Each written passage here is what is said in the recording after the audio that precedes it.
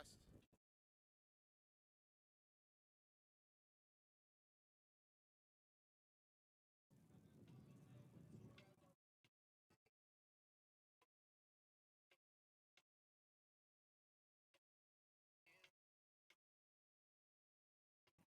Test, test.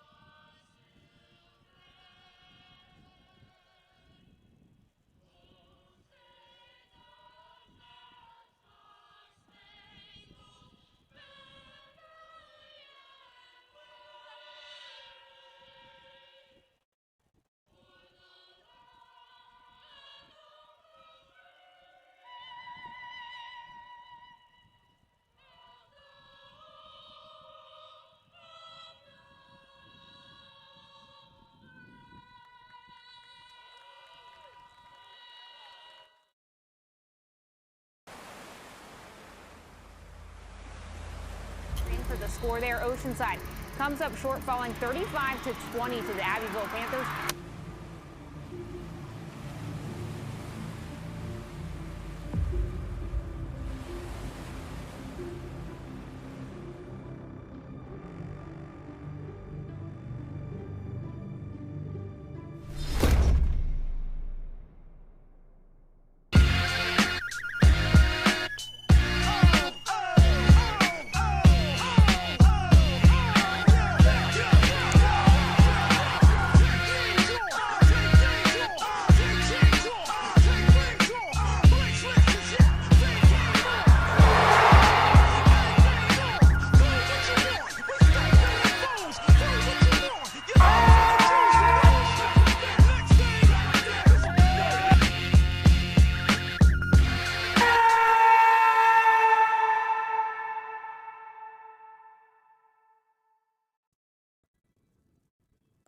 We were just treated to a great sunset here at Memorial Stadium. Good evening, ladies and gentlemen, and welcome to the Freddie Solomon Field at Memorial Stadium. Can you hear me now? No. Hello, hello, hello. It's something with this. For homecoming 2023. Is it on? Thank you visiting.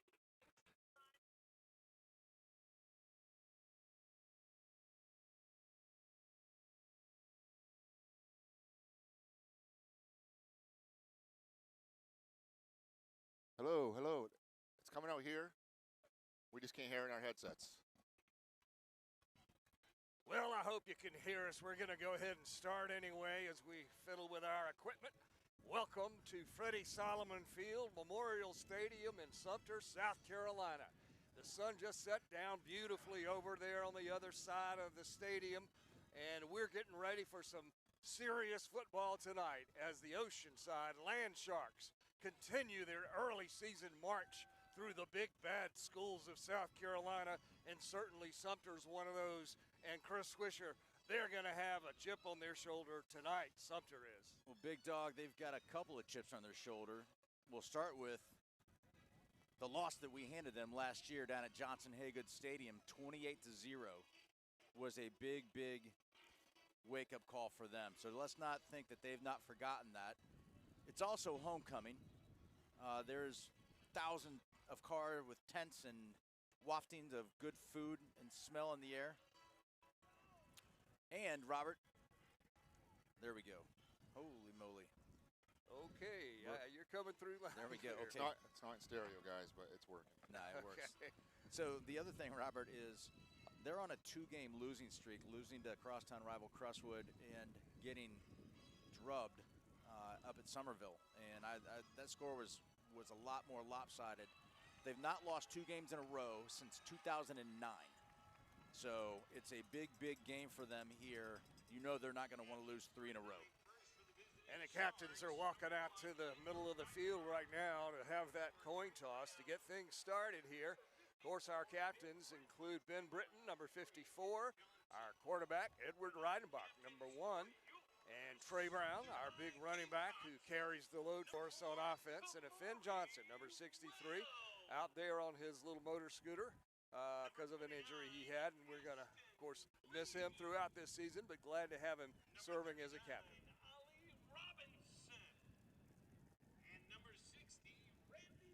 So if you're into rankings and that kind of thing, the rankings are kind of interesting about this game.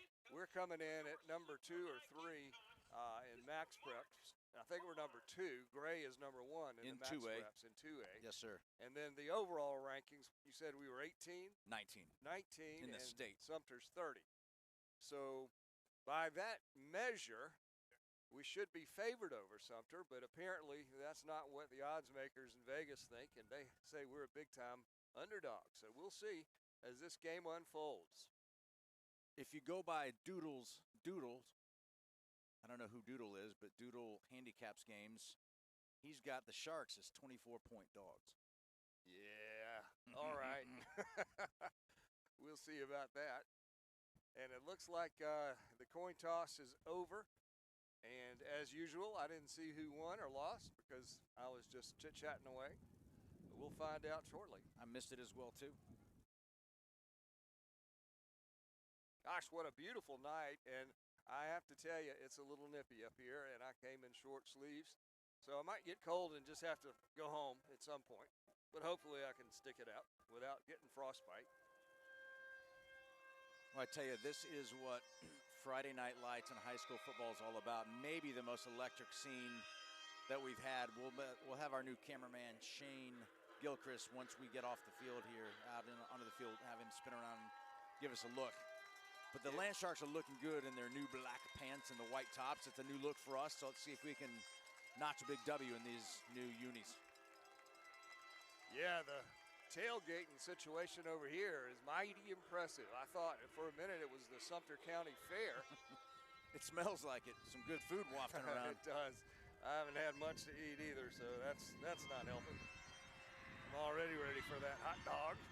As the Sumter Gamecocks come running out onto the field, just like the big old Gamecocks in Columbia do to the music of 2001 Space Odyssey. That gives me chill bumps even here in Sumter, Swish. They're pretty fired up. We've got a great crowd. What a good national anthem by the Sumter choir. It was beautiful. Yeah, they had a choir sing the national anthem. I hope everybody tuned in time to hear that because it really was great. They've got a band over there in the stands. The stadium is pretty well filled over there on the home side. We're sparsely filled on the visitor side. Well, these world-class broadcasts allow people to stay home and not travel 2 hours. However, we are on the visitor side tonight, which is actually kind of fun. And I'll tell you, thank goodness we're up here because that's a great press box, but it might be the most treacherous press box in the state of South Carolina. You and I would have gotten up there, but getting down is a big problem. So. You bring your parachute and jump. Yeah. So I'm imagining we won the toss and deferred to the second half. And I don't know that for sure, but we're going to lie and make up the story. Well, I'm sorry, I'm not listening to you because now they're playing Sandstorm. It's all my favorite University of South Carolina music that I'm hearing here in Sumter tonight. If I see you start dancing, then I'll know that you are really into it. Oh, ready for some football. Sorry I couldn't be here with you guys last week. I was down and out with it. Well, 2 weeks ago, I guess it was. I was down and out with a bad cold. And believe me, you did not want me here. That's all going away now. And it looks like we're going to be kicking this one off to start the game. Fielded right at the 5-yard line by number, I think, 17. Coming around the left side, Sumter special team showing us something here early as their runner brings it all the way back into our territory at about the 43-yard line. Not sure if that was 17, but if it was, that would be Jamira Bay. So now we're going to get our first look at this Sumter offense, and judging by the way they run everything else, it's probably going to be the same one that the Gamecocks run in Columbia. Quarterback all alone in the backfield. No running back there, but he puts a guy sort of in motion on the left side, and he's going to hand it to him. That would be number 3 on the run, John Peoples, and he has positive yardage, but not a whole lot, as the new line of scrimmage is going to be on the 40-yard line.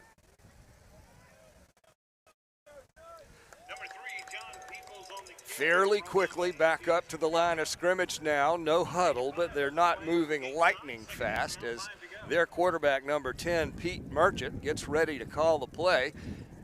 And they stopped, as they often do, to look over to the sidelines as they survey this defense. We have nobody deep. Now we got one guy dropping back a little bit. They are throwing it. Merchant, incomplete pass at the 40-yard line. So now they're facing a 3rd down and 5 after that big-time run on the kickoff return. Had an opportunity to get some momentum and points here early in the football game. Tell you, Robert, something to keep an eye on. The wind is whipping around here pretty well tonight. I think it's some of those outer bands of that tropical storm that's heading up to the eastern seaboard. But let's see if it plays havoc with passing on either side tonight. It was certainly windy today at my house, I'll tell you that. Peoples now is in the backfield. They've got a pistol formation. They run a little option, pitch back to Peoples, going around the left side. He got close to, and I think enough for a first down. Number 3, John Peoples on the pitch. But they haven't moved the chains yet. Let's see where they're going to mark that thing down. Ooh, it's right on the 35-yard line. Normally, they've been given this one, and that's what they're going to do again here. They hardly ever measure it. We talked about that in the car ride on the way up. It's always put on the hash mark. Merchant now throws it quickly over to his wide receiver on the left side. He gets past a couple of tacklers all the way up to the 25-yard line, close to another first down. Sumter showing some spark in their offense here early in this football game.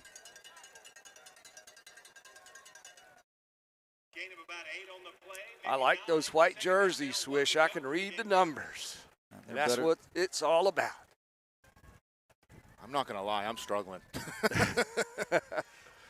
Quarterback quickly throws it over again. That same pass in sort of a left flat over there, maybe a quick out pass pattern. They're really picking on that side. They've had, what, 4 passes in a row all go to that corner. So maybe, I don't know how. Let's take a look and see. We've got C.J. Moscos covering over there.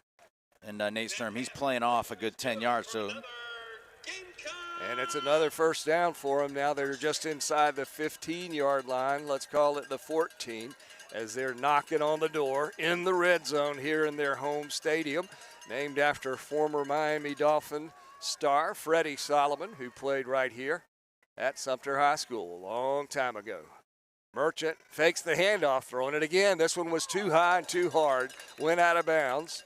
That'll make it second down, 10 yards to go, and this is one pass-happy football team we've walked into today. Yeah, I mean, they're not shy about liking that left side either. So we've just seen quick game. So you got to be careful that we don't get nervous and try to jump that and then little pitch and go down to the sideline wide open. So. And they're doing it quick, so there's really not a whole lot of time to get pressure on the quarterback from our big defensive line, led by 54 Ben Britton.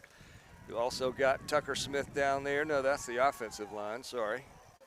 We'll get to it in a minute, as this is a handoff to Peoples. He charges right up the middle, has enough for a first down. He's inside the 5-yard line, I believe. And they're going to have a first and goal situation. No, they're not. They marked him down behind the sticks. So let's call it 3rd down and 2.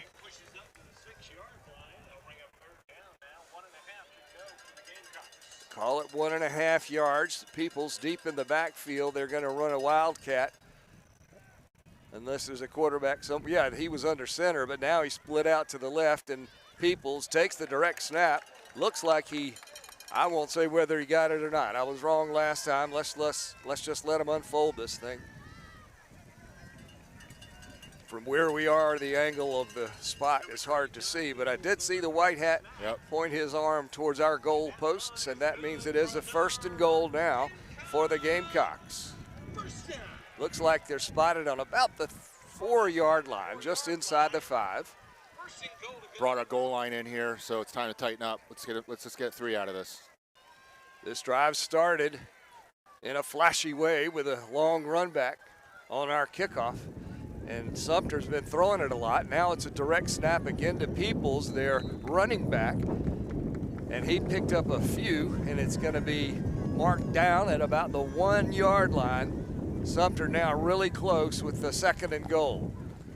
He's a big running back. He's 6 foot. I'm going to guess 185, 190? 185. He's a junior. He ran well against us last year. And he's still in that wildcat formation.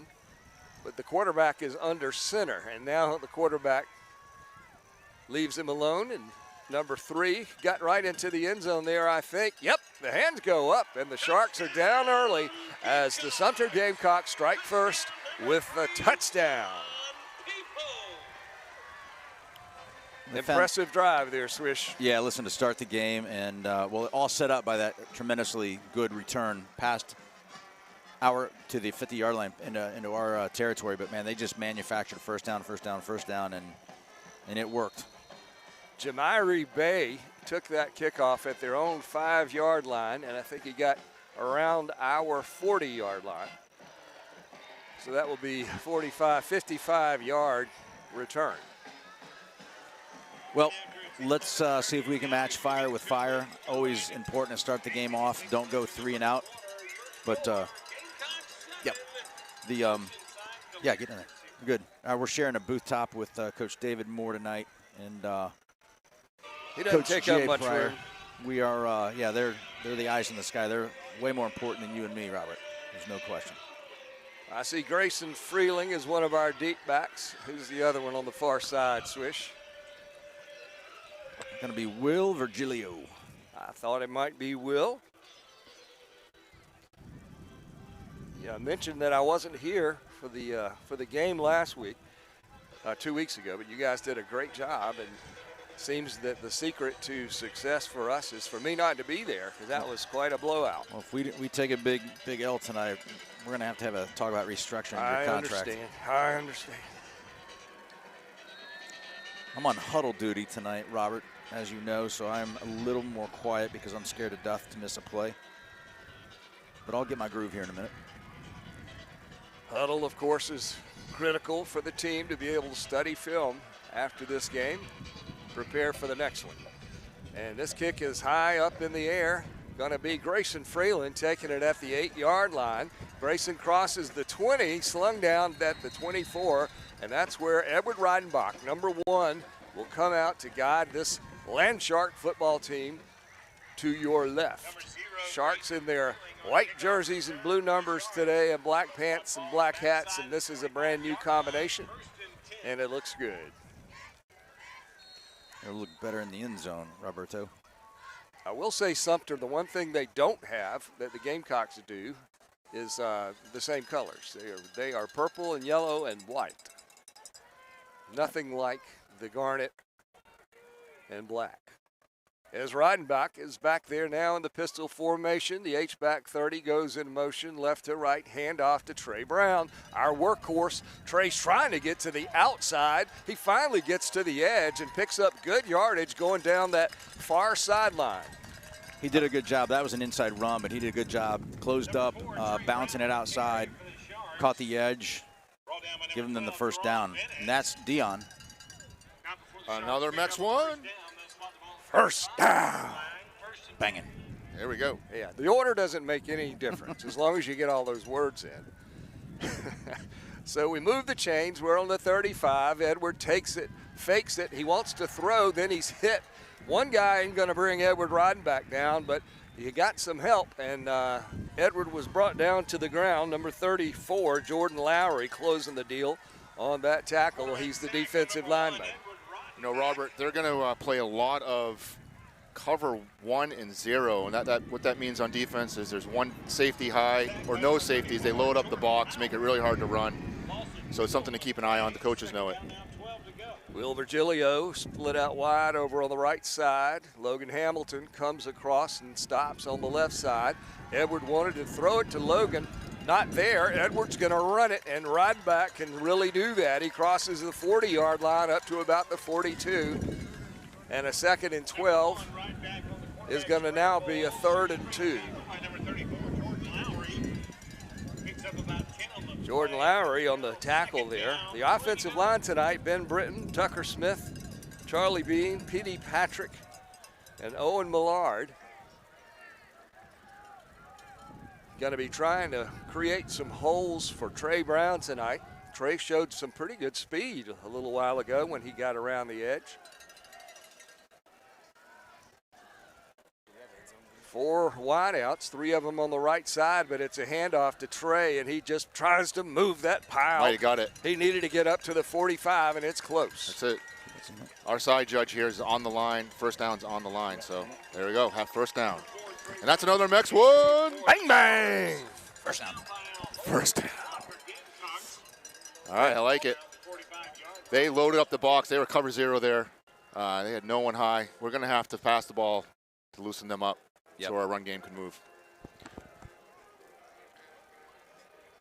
So Edward now, with his H-back back there with him, goes in motion.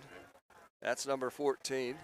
And he's throwing it to the right side, completed a pass right up to the 50-yard line. Will Virgilio. Number 7 on the catch.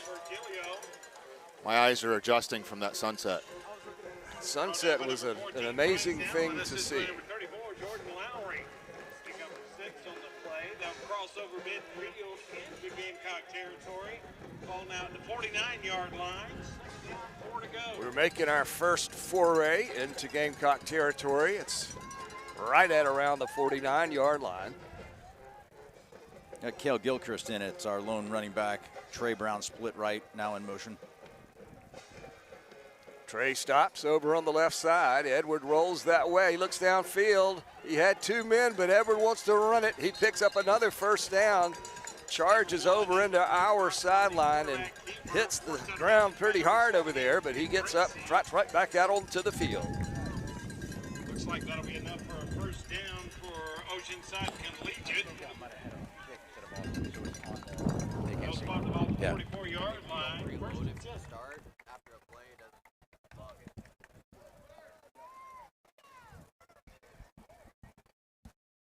Wind is whipping. Yeah, I've said it a couple of times, but it is quite chilly. That was another Mex 1. Banging first down. Edward takes the snap, but it looks like it'll be a delay of game. Gotta have one a game. Folks in the crowd were trying to help him out by giving a little countdown. I do like having our own press box or place to stand, not have the other fans right in front of us looking at me because I'm yelling. Yeah, I thought at Carolina Forest we might have a little trouble getting down from the press box. So with that delay of game penalty, we are no longer in Gamecock territory. We're now back across the 50. Our offensive line is over here talking to their head coach, Chad Wilkes, in his second season with the Land Sharks.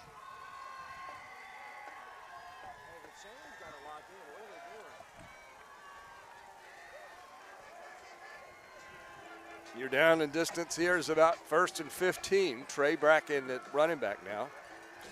Edward again looking to throw it to the right side. Just tucks it under and runs. Edward's going to get back to about the original line of scrimmage. Not quite there, so we're looking at second down and 11 or 12 yards. So Swish, I don't know. Edward is tucking it mighty quick. I don't know if some of those might be designed runs, but a couple of times looks like he's had some receivers down there. He's given this one. No, he didn't. Kept it again.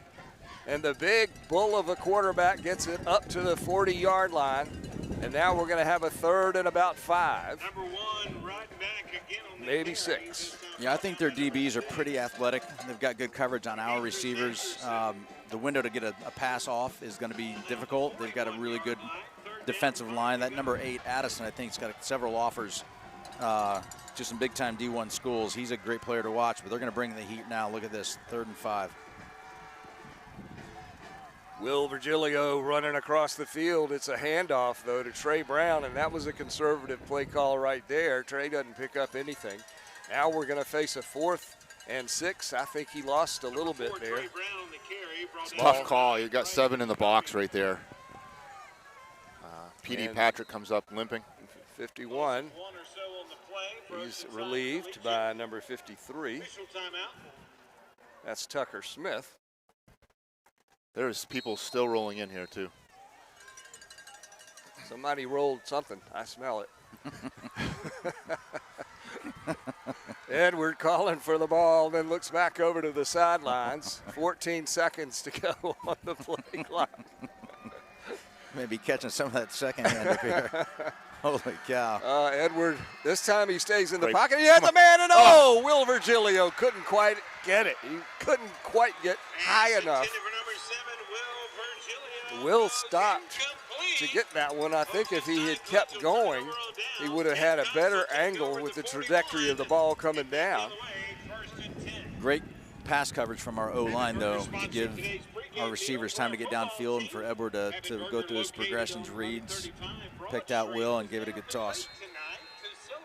So Sumter who had a very impressive drive after a big kickoff return of 45 yards earlier, and they put points on the board. 7-0 your score here at Sumter Memorial Stadium. Merchant, their quarterback, puts a man in motion, rolls out to his left side. Merchant's thrown just about every time, throws it again, complete across the 50, out all the way to the 46-yard line. But we're dancing around over there as if we did something. Miles Robinson gave him a little stick there at the end. All right. Crowd got into it. Miles got into it a little bit there. Miles, a great addition to our team this year at middle linebacker, number 11. Keep your eye on him. Ben Britton, 54, another player to watch.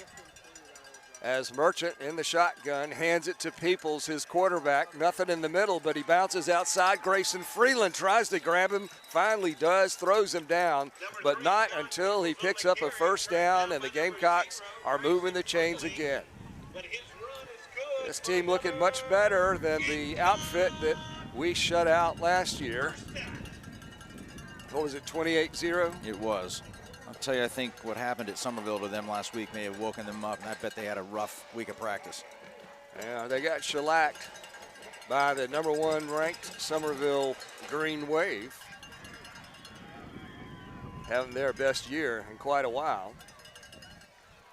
Quarterback Merchant throws it to his receiver on the right side, number 19. He does some nice running after the catch. Jamie Tedder is brought down short of the chains, I believe, by Max Mormon.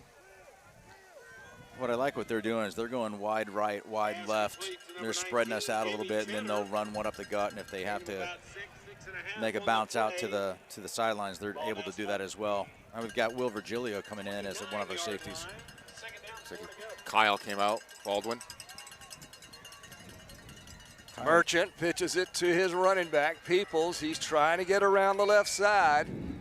Pushed out of bounds, but hard to say how far he got. There was a second down and about 4.5 yards.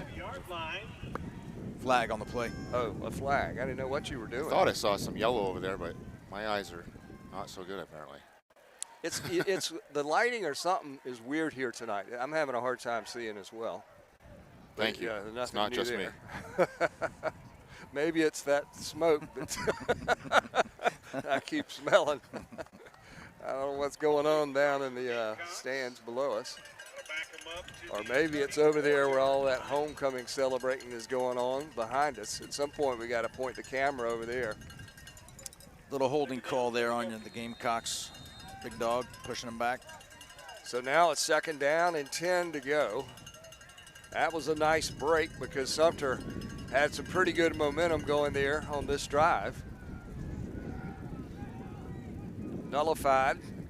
Pushed a couple of pretty good plays. Quarterback drops back, stays in the pocket. Flag goes down, quarterback goes down. Both of those are probably very good developments for Oceanside. We made a check on defense there before the snap, and then looks like it's a holding on offense, so it should be a declined penalty here. We'll see. Yeah, Coach LaPrade saw something. He was going bananas. So was Wilkes. So was Salazzo. So they saw something that they liked, and it worked out for the Sharks.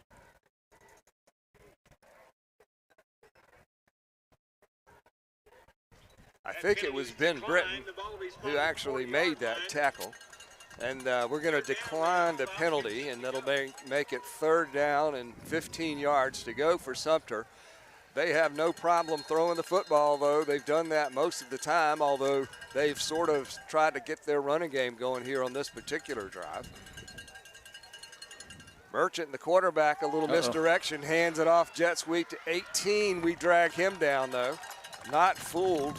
The Sharks are going to put the Gamecocks in a fourth down and long situation. Johnny Gunn. I'm sorry. Looks like they're going to go for it. Johnny Gunn chased down that tackle there. Sawyer Arnold's was playing right side. He just switched over to left side. He got kind of sucked in on that reverse a little bit. Is Sawyer he 84? Arnold, yes. Okay, yeah. I think he may have been the one who made that sack a little while ago. I believe so. Three wideouts on the right side. The quarterback shifts his people around, puts Peoples, the running back, into a H-back position. It's going to be a quick kick. Grayson Freeling, I think, was back there to make the catch at the 15-yard line. That's Will Virgilio, actually number 7. That's smart play by Sumter. Good play for them to get that kickoff because the defense was closing in on them. Could have gotten a little quick tip on there. Yeah, absolutely. That's true. I'm just going to go over some sponsors real quick, guys. I want to thank the Platinum sponsors. That's the Revere Group, Longshore Boats, Carolina Hormone and Healthcare, Charleston Adventure Forest, and Zipline. I'm also going to thank our gold sponsors, Sandra Patrick with Bradley O'Meara Real Estate, Bumblebee Landscaping, and our silver sponsors, Rhodes Medical Legal Consulting and Edo Leisure Cars. Thank you. Better snap it fast, boys. Gail Gilchrist in there now at running back. Edward drops and throws it to his H-back, and he picks up some good yardage, about 6 or 8. Jack Waddy. Thank you. Pass complete to number 14, Jack Waddy.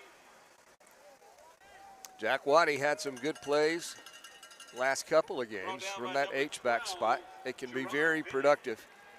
Easy to lose track of that guy in the course of a play after he blocks somebody and then slips off of the block. We had a man in motion there, and the flags flew before the play could get off. Sumter was running a player onto the field. Maybe had 12 on the field. That's no fair. No, that's not good. Quarterbacks are, they're not quarterbacks. The referees are having a little conversation. They're going to mark something off against the Gamecocks. That should be enough for a first down. Did we see the call? I think you were right with it's got to be 12 people on the field. Not quite enough, but we're looking at a second down and very short yardage here. You can sneak Edward Reidenbach and get that yard, no problem. That's what we tend to do in these situations, put him under center. But when you got a second and short like that, why not take a shot downfield? Unusual formation back there now. 3 backs in the backfield with Edward, and he's going to hand it off to Gilchrist. And he got the first down, I believe, but not a whole lot of yardage. He gets it up to the 35-yard line. Kind of gave it away to the defense. Edward showed him what side to run to and what side he was going to hand the ball to. Yeah. But didn't matter. We got the job done. That's another Mex one. Banging. First down. Maxie Mormon now out there on the field in the tight end on the left side position. Trey Brown back at running back. And Trey's going to take this handoff, try the middle again, but nothing doing. Not able to penetrate that big, tough defensive line of the Sumter Gamecocks. Well, we've had a lot of, there's no hiding. You know, each team gets our last 2 game films, so they know that we like to run the ball right up the gut. So they're doing a good job stopping it early here, forcing us to move to a different part of our offense. We lost a little bit of yardage there at second and a little more than 10. Play action pass to the right side. Trey Brown, the receiver, picks it up. Bowled over at about the 31 or 32-yard line. Not going to be enough for a first down, but we have a third and manageable. Let's call it 3 yards to move the chains as the Sharks look over for directions from the sideline. Gavin Gaspar out there, number 8, split out wide to the left as we're coming down to the end of the first quarter of football play here at Freddie Solomon Field. And the first quarter ends with the Land Sharks trailing in this one, Sumter 7, Oceanside 0. Let's talk about our silver sponsors quickly. Indeed. That would be S&R Strength and Recovery, Axis Endurance Coaching, and Gilchrist Masonry and Pools. The man, the myth, the legend, right next to me. Gilchrist Pools. Mr. Gilchrist, how about put that camera over there on the tailgating activities and show folks what we've been talking about here. As you can see, they've got tents up all over the place and lots of cars parked over there. They're tailgating even through the football game. They were here early. We pulled in at 5:30 and they were well set up.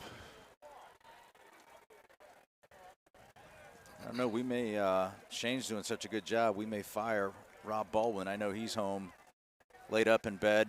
Maybe he's faking that he's sick a little bit. At least that's what he claims. But Shane, thanks for stepping in and helping us out tonight, brother. Takes a village to get this thing going. And we trot out onto the field. The Sharks in their black pants and white shirts are going to be going now left to right, of course, as we flip directions with the quarter change. Trailing 7-0, Trey Brown back there with Edward Rodenbach. Trey's going to go in motion to the left, and that probably means it's going to be a throw or a quarterback run, and Edward Rodenbach runs it himself. Close to the first down. I think he probably got that. Hard to tell from the angle that we have here up on the top of the visitors' stands. We might be short by about a yard. They're going to measure. They're going to measure it. My goodness. That's a rare thing. Holy moly. Man, it's getting windy up here. Yeah, I don't know if you can hear the wind on these microphones, but it is really whipping around up here. Could have some impact on the game. As the officials stretch out the chain, and we're going to be short. Yeah, the camera's right on it. What, a foot? 6 inches, maybe. I think it was 5.5. That great camera work. Going to go quick here. Let's see if Edward goes under center or not. Draw him off sides, maybe. Edward, all looking like a quarterback sneak, takes this one, and he, oh my goodness, he got it. I think he fell over, but he should have just gone right over that left guard. Second effort. Edward likes that little seam. He does a good job coming up and eyeballing if he's going to go right or left. Looked like he got stuck early, though, but that second effort got him over the line, and that's another. Max one. Bang, bang. First down.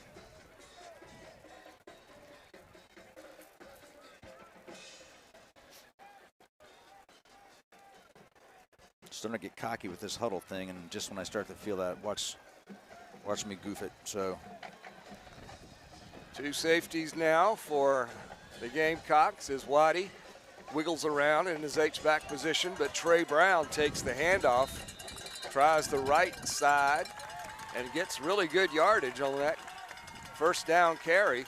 That'll give us a second down and 1 or 2 yards. I love this down and distance. Gives us opportunities to do something big on the. Yeah, didn't get quite as far as I thought, though. Let's call that a 2nd and 3. We've been able to run the ball to the outside. Up the middle is just, it's getting tough in there, but it seems like these bounce outs, whatever we're doing outside's working. Yeah. Edward takes this one, hands it to Trey. No, he kept it. Oof. Edward got hit by a brick wall coming right at him on the 45-yard line, stopped dead in his tracks. And it's going to be right there at the first down marker. Another very close judgment for the officials as to whether the line of gain was penetrated. Looks like we're going heavy again. Yeah, and they're going to say we didn't get there. So now we have a 3rd down and less than a yard.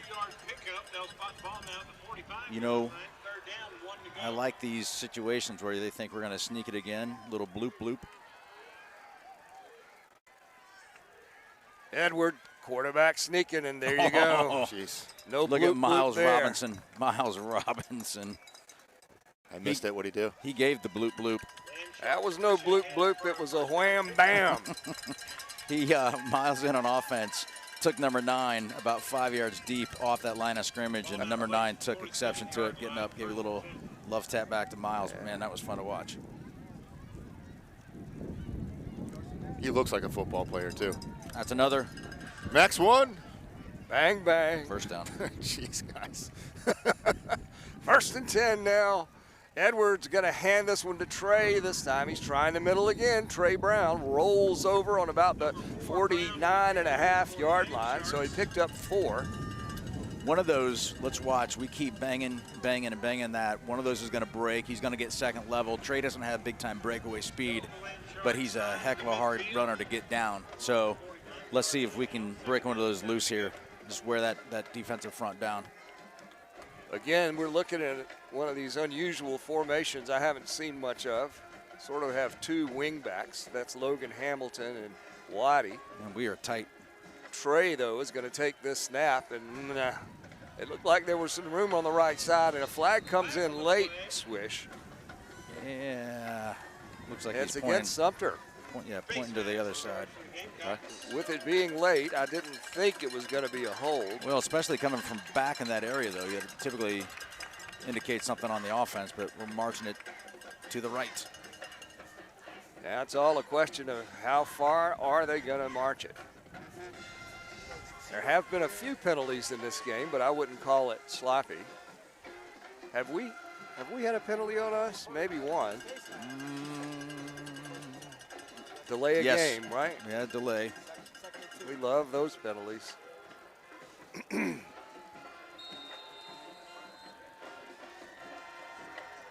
Left tackle over there, Ben Britton, plays both ways. He's going to be playing big-time college football at Army next year. Waddy stops moving around, hand off to Trey. Trey in the middle, Trey going nowhere. Maybe picked up a half a yard, so we'll be looking at 3rd down and 2.5. Speaking of the big fella, Ben Britton, he joined the broadcast in his first time last night with Dion and Scotty. He actually did a great job, very insightful, very articulate. Just a delightful conversation while I was listening. Fun.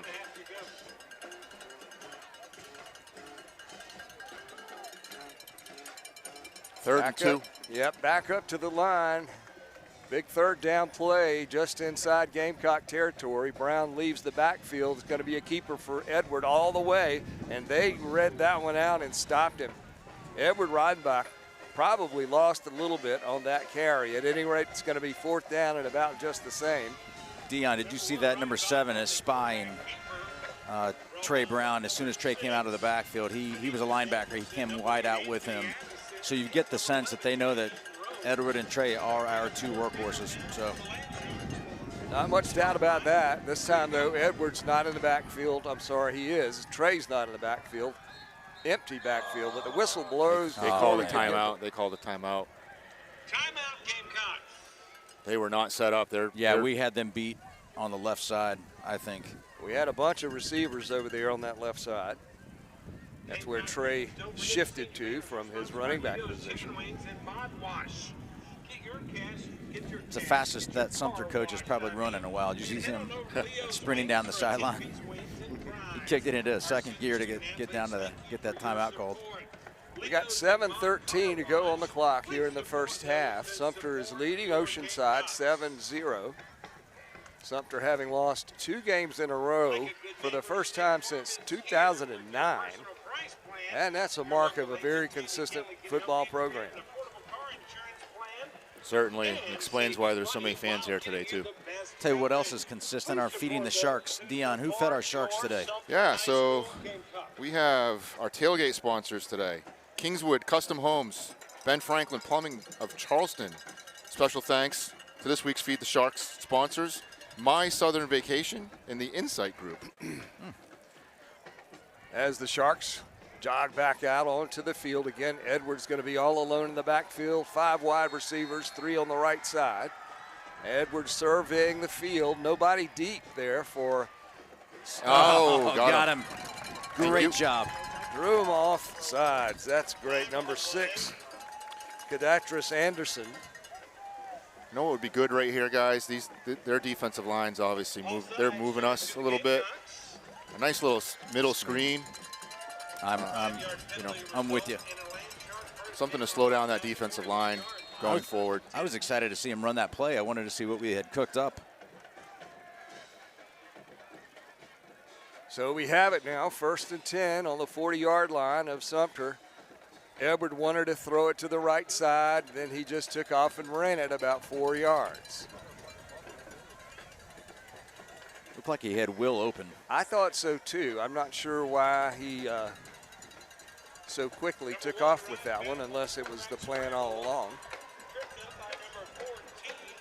I want to see this. I like this matchup we've got here at the bottom of the field with Will Virgilio and number 4. Let's see if we try to exploit that at some point. He's got him one-on-one. Kamari Wells is the cornerback on that side.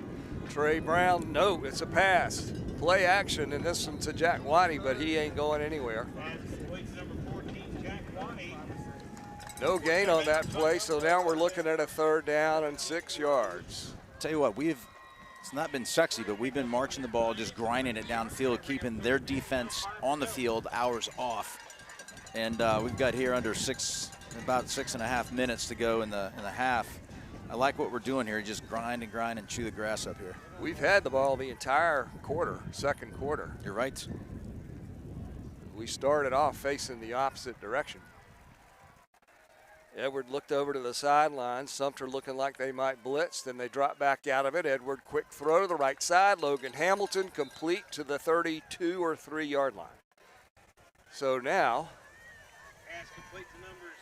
4th down, 2.5 yards to go for the Sharks. And of course, they're going to go for this far enough into Gamecock territory. And we've converted some short yardage plays like this several times on this drive already. A couple of them by penalties. Time of possession, number of plays. I mean, we've got to be leading in those categories. Score is not the one we're wanting to lead in, though. So the 4th and short, before they snap it, the whistles blow. I think we called a timeout. Yeah, play clock was down to 2 seconds. I'm sure Coach Wilkes appreciates all the parents in the crowd helping him count down that clock. At 11:35 Broad Street. We'll stay open late tonight to celebrate with our students, athletes, coaches. Homecoming here at Sumter High School. After the ball game. Their band sounds top notch. Choir was top notch. The tailgate scene, top notch. Yeah, it's really one of the better high school football atmospheres that we've seen. It feels like a Friday Night Lights, does it not? It does. Are we going to be back at Park West for our next home game? We have our 2 final home games. Will be at Park West in Mount Pleasant. We're on the track field for our homecoming game and then our senior night game. Well, I hope that I'm not back in that scaffolding I used to have to climb up in to call the games. We may have a couple scissor lifts.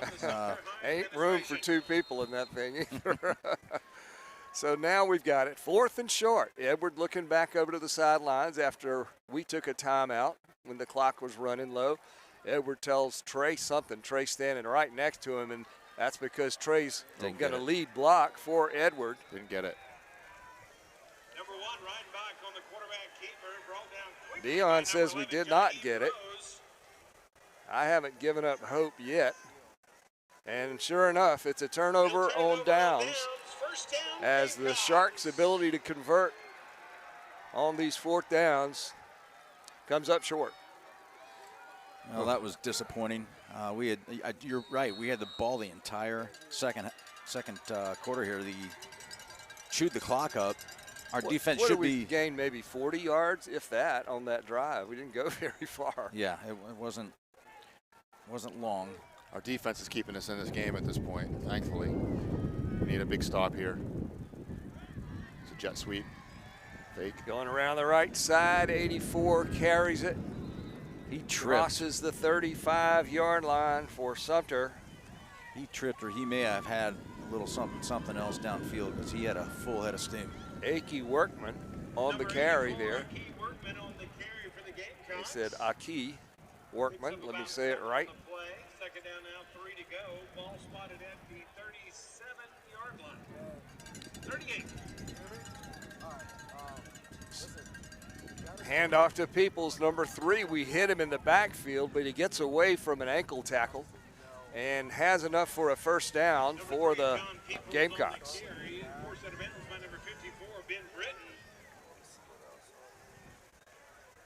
So the first drive, this would be the 3rd drive of the night for Sumter, I believe. And the first one was mostly throwing the ball. The second one was mostly running it. This one, it looks like they're back to the run. With a 1st and 10, though, on their own 42-yard line, they have 3 wideouts on the left side. Don't be surprised if they take a shot here downfield. I was just going to say, we're in cover 0, but now we're in cover 1. They're going to throw it.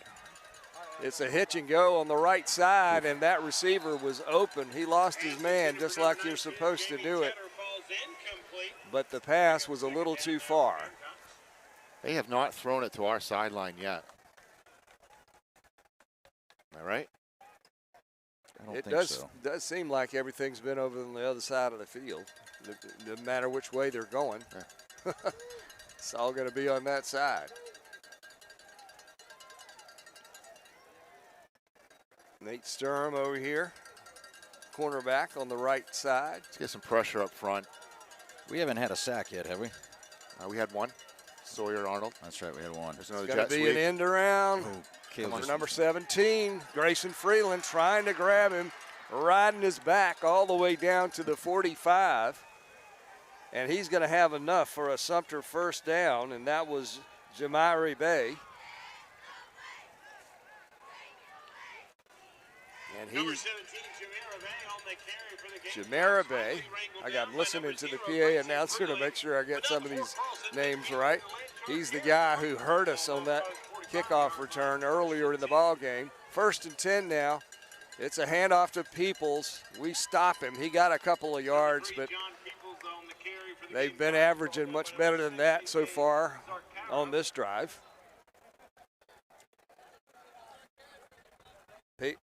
Pate Merchant is the quarterback for Sumter. Likes to throw the ball. Pistol formation with Peoples, the running back, standing right on the 50-yard line. Our guys are signaling a lot of stuff in from the sidelines. Oh my goodness! Oh my goodness, that was so almost intercepted. You get the sense that Coach Brett LaPrade knew that was coming. They were talking on the sidelines and yelling to the defense. I think we sniffed that one out. Yep. Yeah, CJ Moscos had that. Ooh, yeah, he jumped it. He did what a DB is supposed to do. Guy sits on a hitch, you're breaking hard on it. Half a second too late. That sure would have been nice. That would have been, because I don't think he would have stopped until he got to the end zone. But that's all academic now, as it's 3rd and 8 for Sumter. That's a hole. We're trying to pressure the quarterback. Flag Flags down. are all over. Oh my goodness. Oh my goodness. Miles is not laying back Miles Robinson whacked that quarterback and hit him hard. Let's see if I got that on replay. Here it comes. Ba-boom. Wow. Well, let's see what these penalty flags are. It almost certainly is going to be holding. Johnny Gunn got spun around because he had a good beat on that rollout of Merchant, but man, that you can tell he's not feeling great. Number 10, that kid took a Miles Robinson smackdown. Clean hit. Yeah, clean, but listen, that's when a quarterback needs to go down. Well, I'm guessing we're going to decline this and make it 4th and 13, There and it is. that's what we did. There's a balloon, a Mylar balloon floating over the field. Yep. It's an Oceanside balloon. I think that's a good omen. And we need a good omen right now. It's just under 4 minutes to play first half, and we're losing 7-0. What's going on here? Sumter scoring on their first drive. Nobody has been able to penetrate the end zone since then. And now the home team called timeout, as they were looking at a 4th down and 8. So that's not where I thought it was going to be spotted. I thought it was much farther, about 5 yards back from He there. threw it, so I think they're saying it was an incomplete pass. Ah. Let's just talk about our sponsors again real quick. We appreciate them. It's the Platinum sponsors, the Revere Group, Longshore Boats, Carolina Hormone and Healthcare, Charleston Adventure, Forest and Zipline.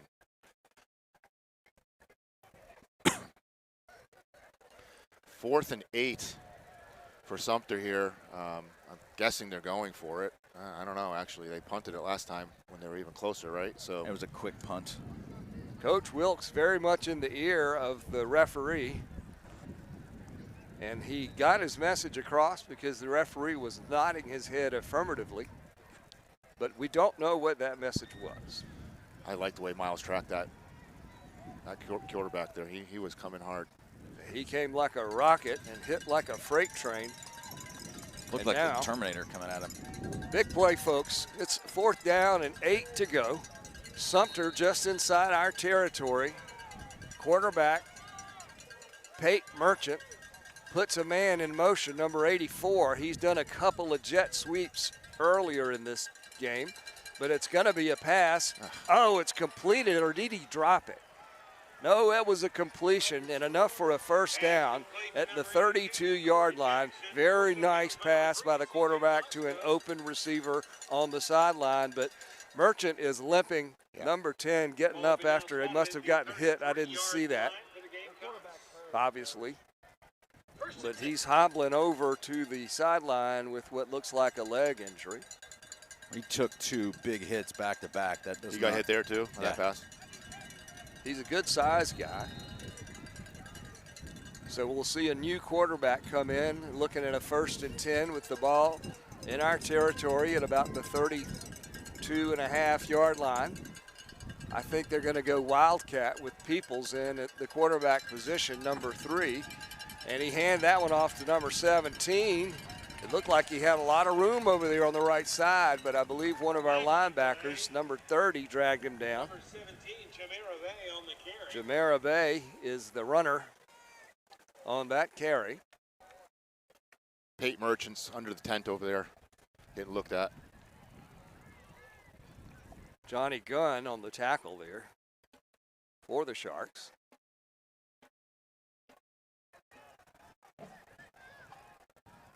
A.J. Zarzaka out there at the linebacker spot, along with Johnny Gunn.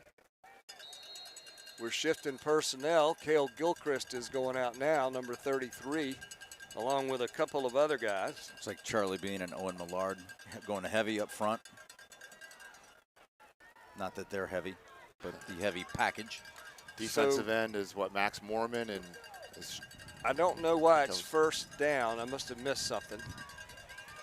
But it's going to be Peoples on the carry. Flag comes in there right into the area of the tackle. Should be and that's going to be on Sumter. Should be 3rd down. And the chain gang needs to lock in a little bit here. Yeah, they've got a 1st down marker there, and I was scratching my head. What's the board say? It says 1st and 4. Board's following the box, I believe. Well, we'll see. It should be 3rd down, but now they're going to march it off, so they'll be repeating that down, which that was the 2nd down they were running there. And so now they're marching it back. It should be 2nd down in about 14, but the 1 is still up on the marker.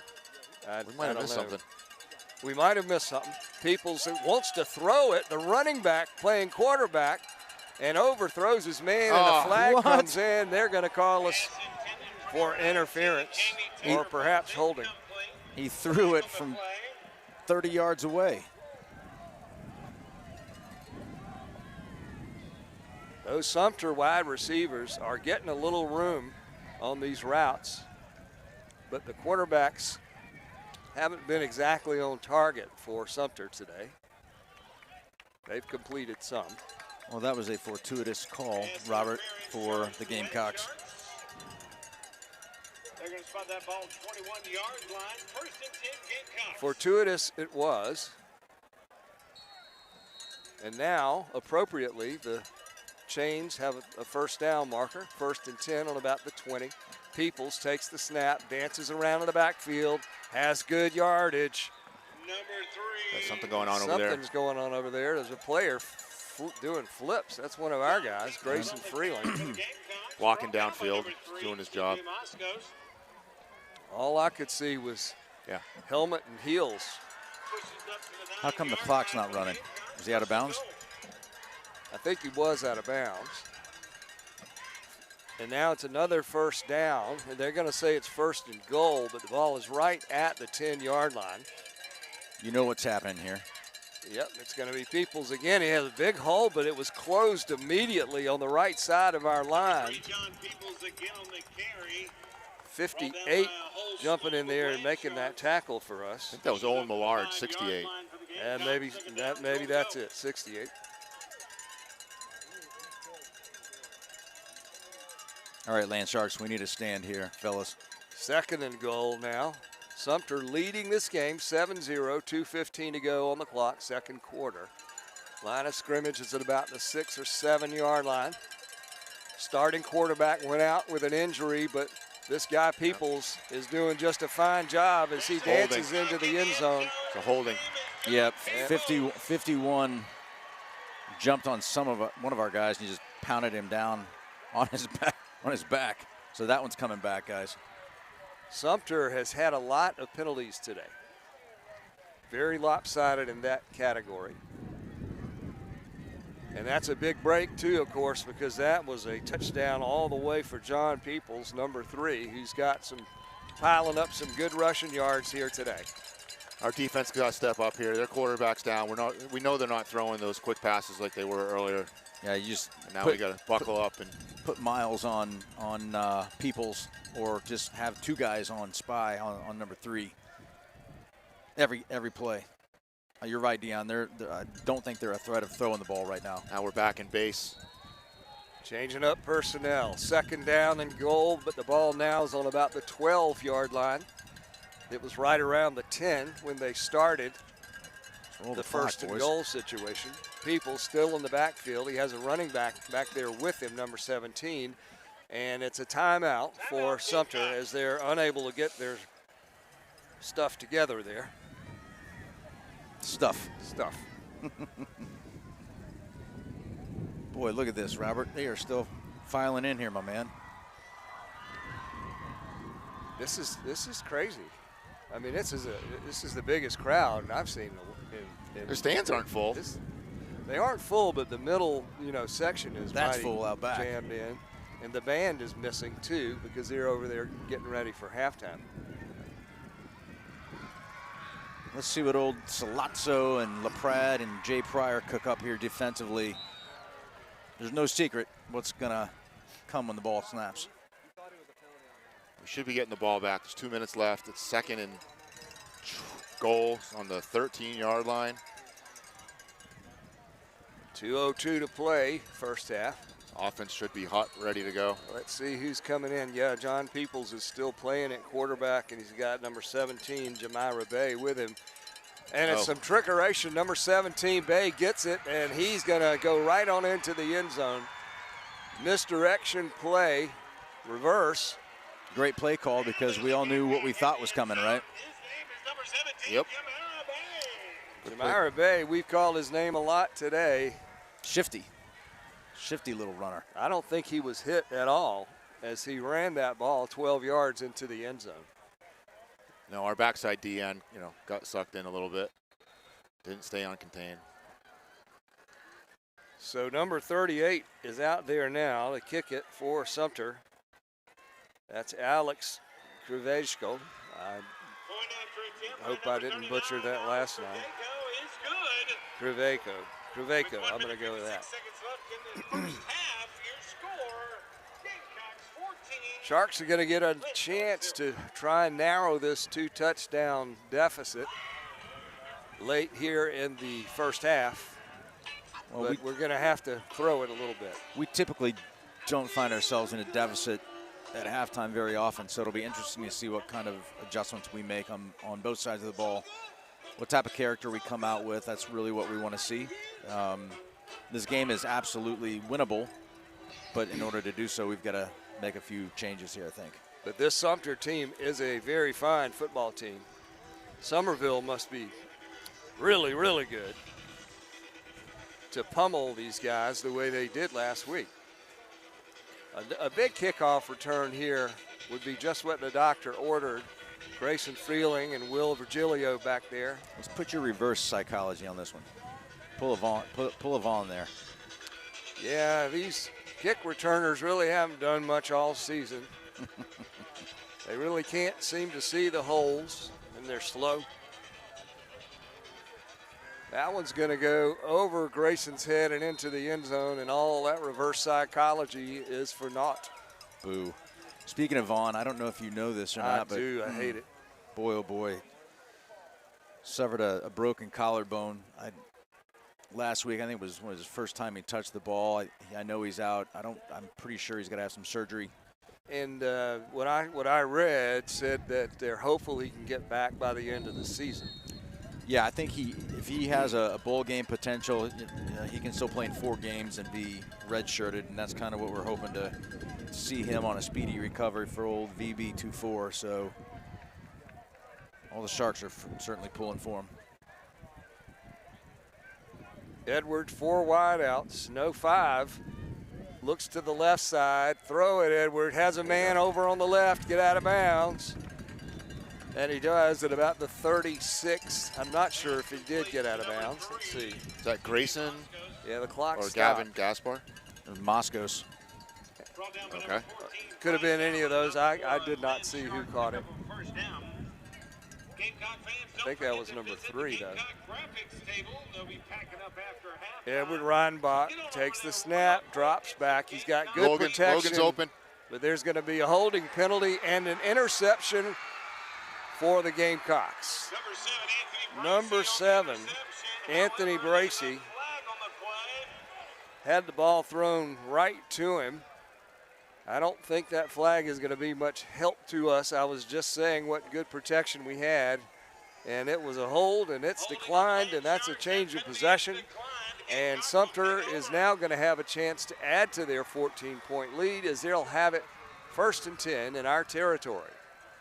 Logan Hamilton was open. That linebacker sat in that spot and just underthrew it a little bit. He jumped up high to get that one. It wasn't, I said it was thrown to him, but good athletic play. Yeah. I mean. All right, let's get after it here. They got no timeouts left. You can't afford just anything big to happen here. I kind of wish their starting quarterback would come back, because this John Peoples is really giving us the business. They tried to do a tunnel screen there. Number 18 did not catch the ball. It was off target.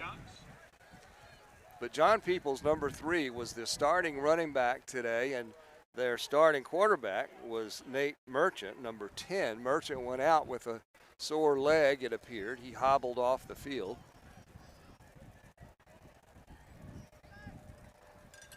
And number 17, Jamira Bay, is in the backfield along with Peoples. Bay takes the handoff, and he's a good running back. He slices his way forward, picks up 4, maybe 5 yards. Clock is running at 1:15. We're trying to keep these Gamecocks from putting more points on the board. Now they have it 3rd down. Let's call it 5. Carry by number 17, Jamira Bay, picks up about 6 yards. As the clock keeps ticking. Bay's limping off the field now, too. Just keep an eye on him. He's a speedster.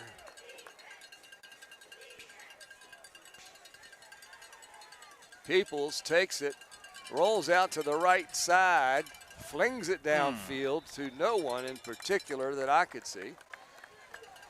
4th down. That'll stop 5. the clock with 42 seconds to go in the first half. Number 82, Ja'Cory Jackson, falls incomplete. Please be sure to follow our page on YouTube, subscribe, Facebook. If you're watching on Facebook, like and share.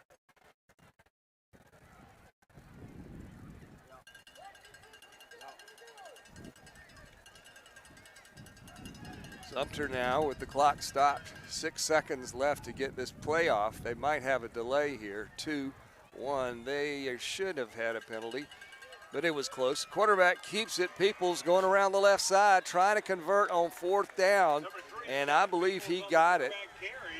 He got to the 30-yard line. That shouldn't actually be far enough, but they're going to say it was, so I'm sure they're correct. Looks like we're going to have a big band out here at halftime. We'll keep running.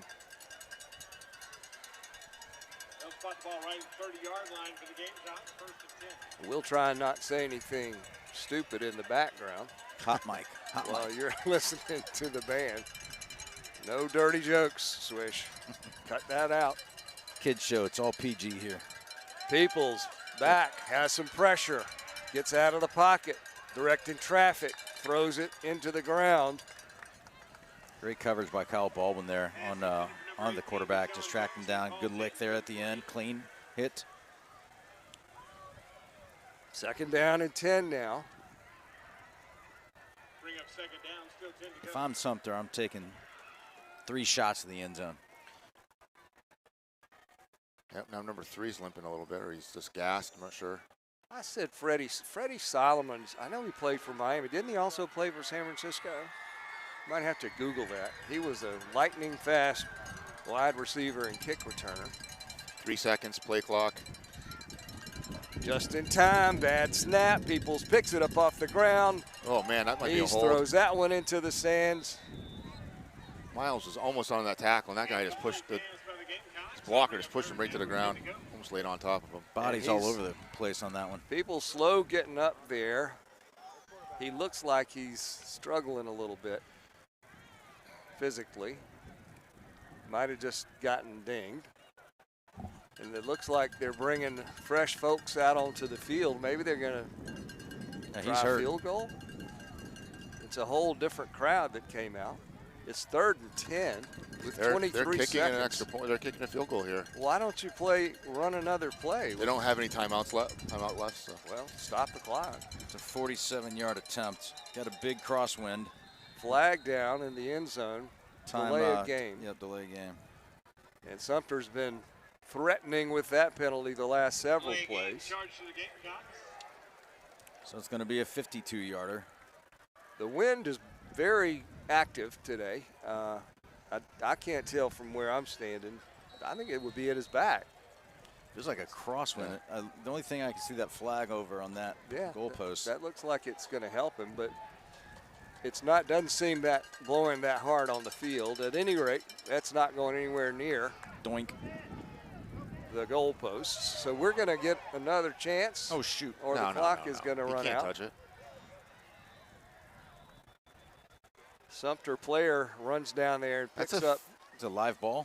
Is it a live ball? That's a field goal. It is. I do believe Auburn ran one of those back for a touchdown against Alabama. I don't think you can ago. advance it. The defense can advance, but I don't think the offense can. Yeah. But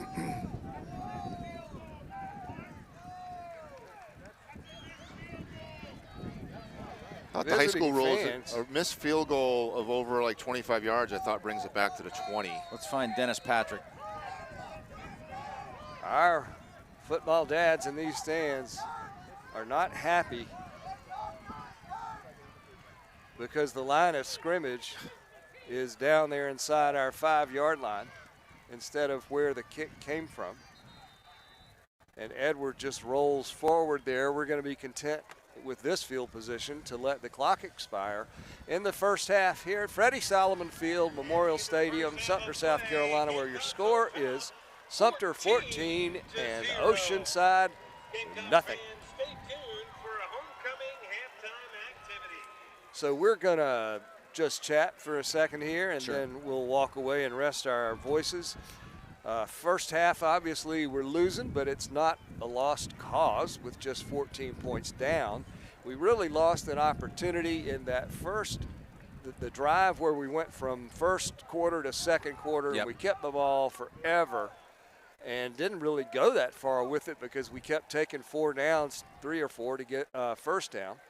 But ultimately, we lost on downs, lost possession, and Sumter took advantage of the situation. Sumter lost their starting quarterback, but their backup has proven to be quite good. He was their starting running back, so now he's a dual threat. But he went out as well, too, with a limp. And so did number 17, Bay. So we're definitely defensively, we're hitting hard, we're playing hard, we're rushing to the ball. Just kind of I was expecting some more fireworks out of the first half here, but it's just been kind of ground and pound both ways. This is the kind of game, you know, it reminds me of Marlboro County last year, where Edward just took control of the game in the second half and just ran it and ran it and ran it and We scored won a 20 bunch to of 0. touchdowns. That's We right. won 20 to 0. But we all thought that was going to be a bigger score, but it was just one of those games that you couldn't get good traction, good rhythm, any good cadence. Yeah. Let's see what kind of changes we're going to make at halftime. We haven't had any significant injuries here in the first half, and that's a good thing. And now we don't have the stats here yet, but Bill Sandvig is keeping them for us and said he would get them to us at halftime. Let's, you know what, Robert? Maybe we'll take a break. Let the band play. Keep your mics on, Dion, if that's okay. Yep. And then we'll be back to start the second half. Sounds good. Excellent.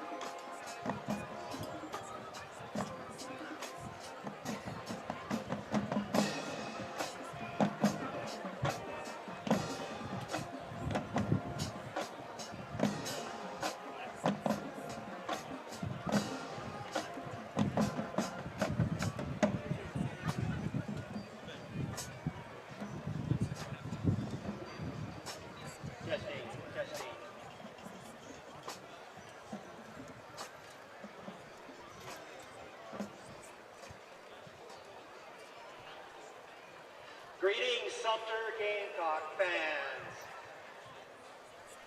I'm Dr. Gutierrez, the SGA advisor. On behalf of Sumter High's student government, I would like to thank our principal, Miss Anna Marie Sandor. If she will wave at everybody. We also like to tell you about head coach Barnes, band director Terrence Miller, ROTC leaders Major Glover, Sergeant Dwayne Kiles, Sumter High School's ROTC Rifle Corps, Honor Guard, and Color Guard, Sumter High School's marching band, and flag line for all their assistance with this year's homecoming, and special thank you to student government for putting this all together. We'd also like to thank last year's student government advisor, Mrs. Dana Mitchell.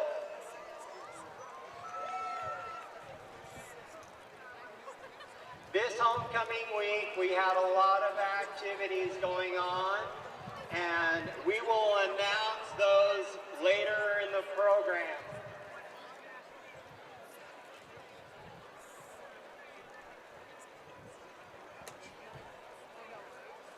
At this time, we would like to present our homecoming 2023 King and Queen candidates. Our Queen candidates for homecoming 2023 are Ayana Bolden. She will be escorted by Anthony Bolden.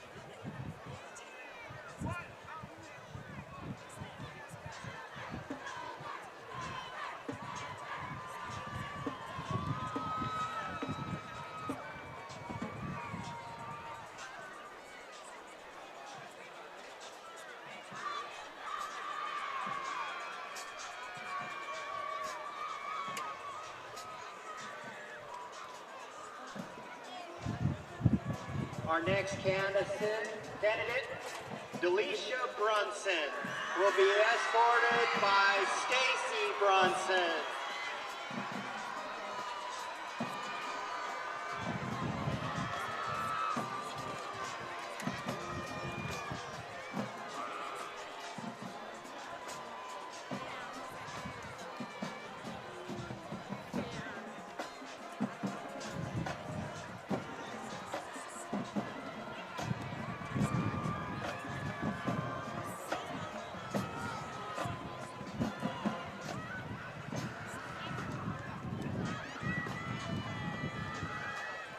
Our next candidate is Bailey Champion.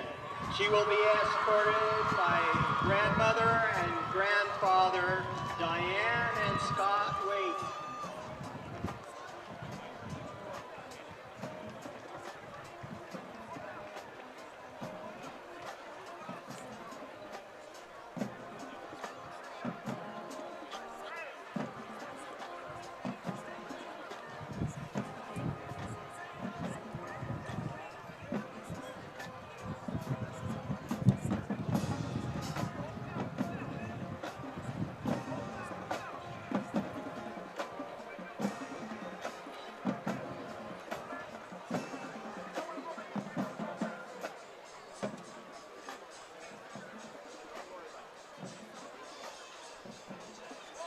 Our next candidate is Sydney Ernst. Will be escorted by her father, Rich Ernst.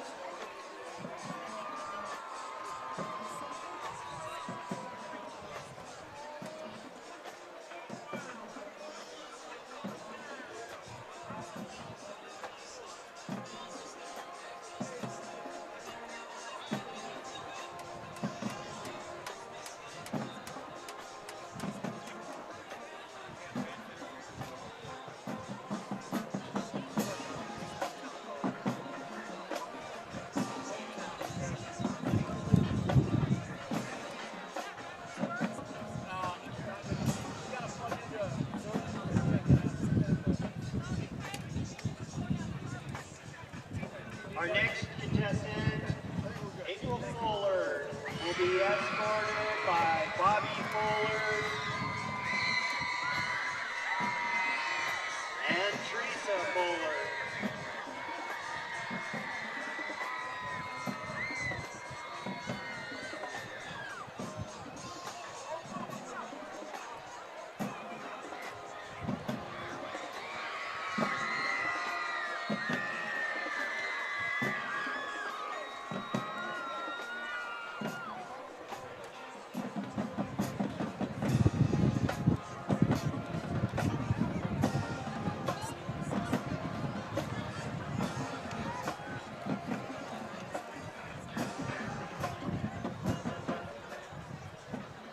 Our next candidate, Ryan Jackson, will be escorted by Amaron Kennedy.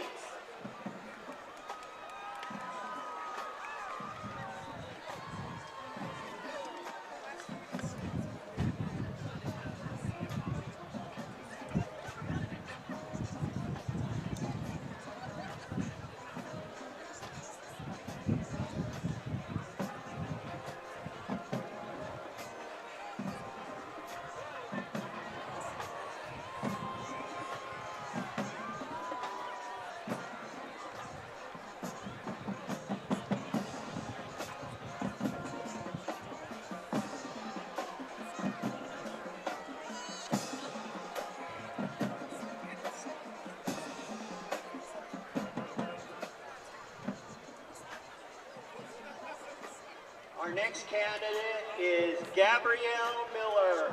She will be escorted by father and brother, Gary and Dexter Miller.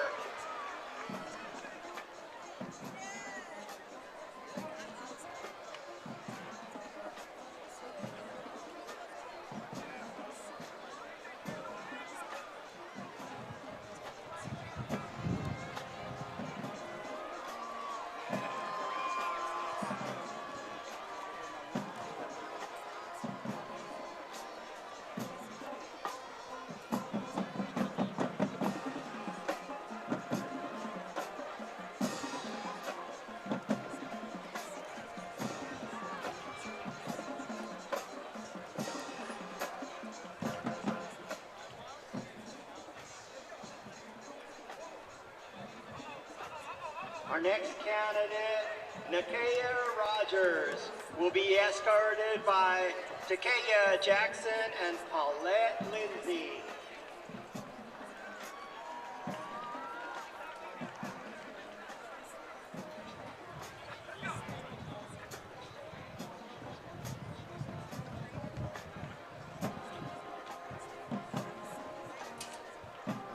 Our next candidate, Faith Young, will be escorted by Michael Hapke.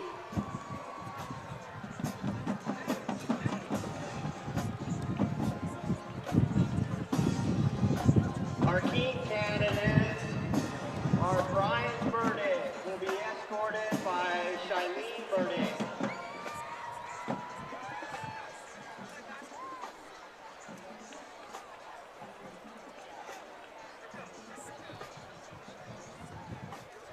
Our next king candidate, Arnez Dansby, will be escorted by James and April Dansby.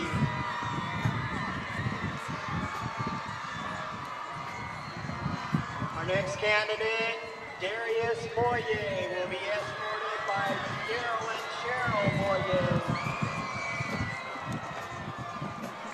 And our final king candidate, Christopher Starker, will be escorted by Stephanie Starker.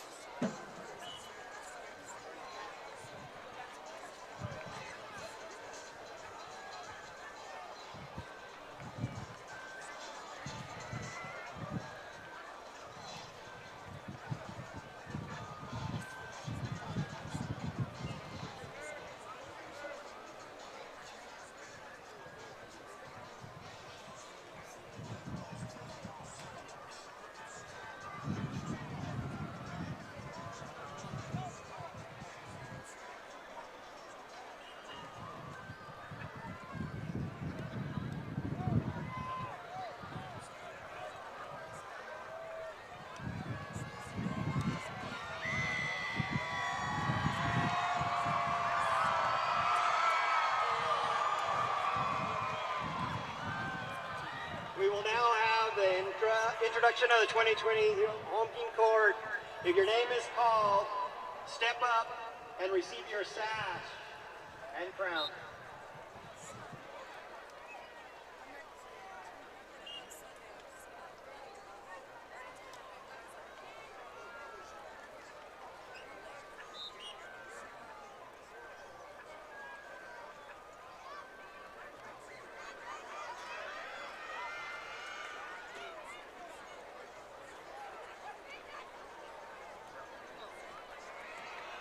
Homecoming King runners-up will be announced first. Second runner-up, Brian Burdick.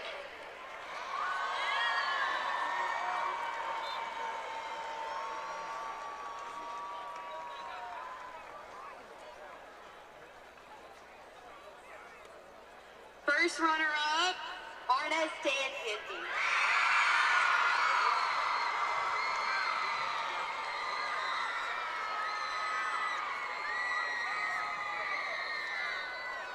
This year's king will be crowned by last year's Sumter High School Miss Homecoming, Ms. Carlia Wells. Drum roll, please. Our homecoming king for 2023 is Darius Moy.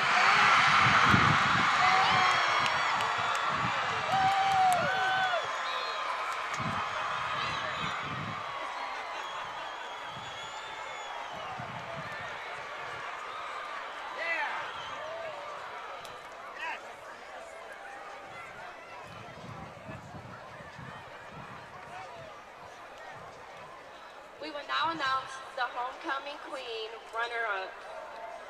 Second runner-up, Ayana Bolden.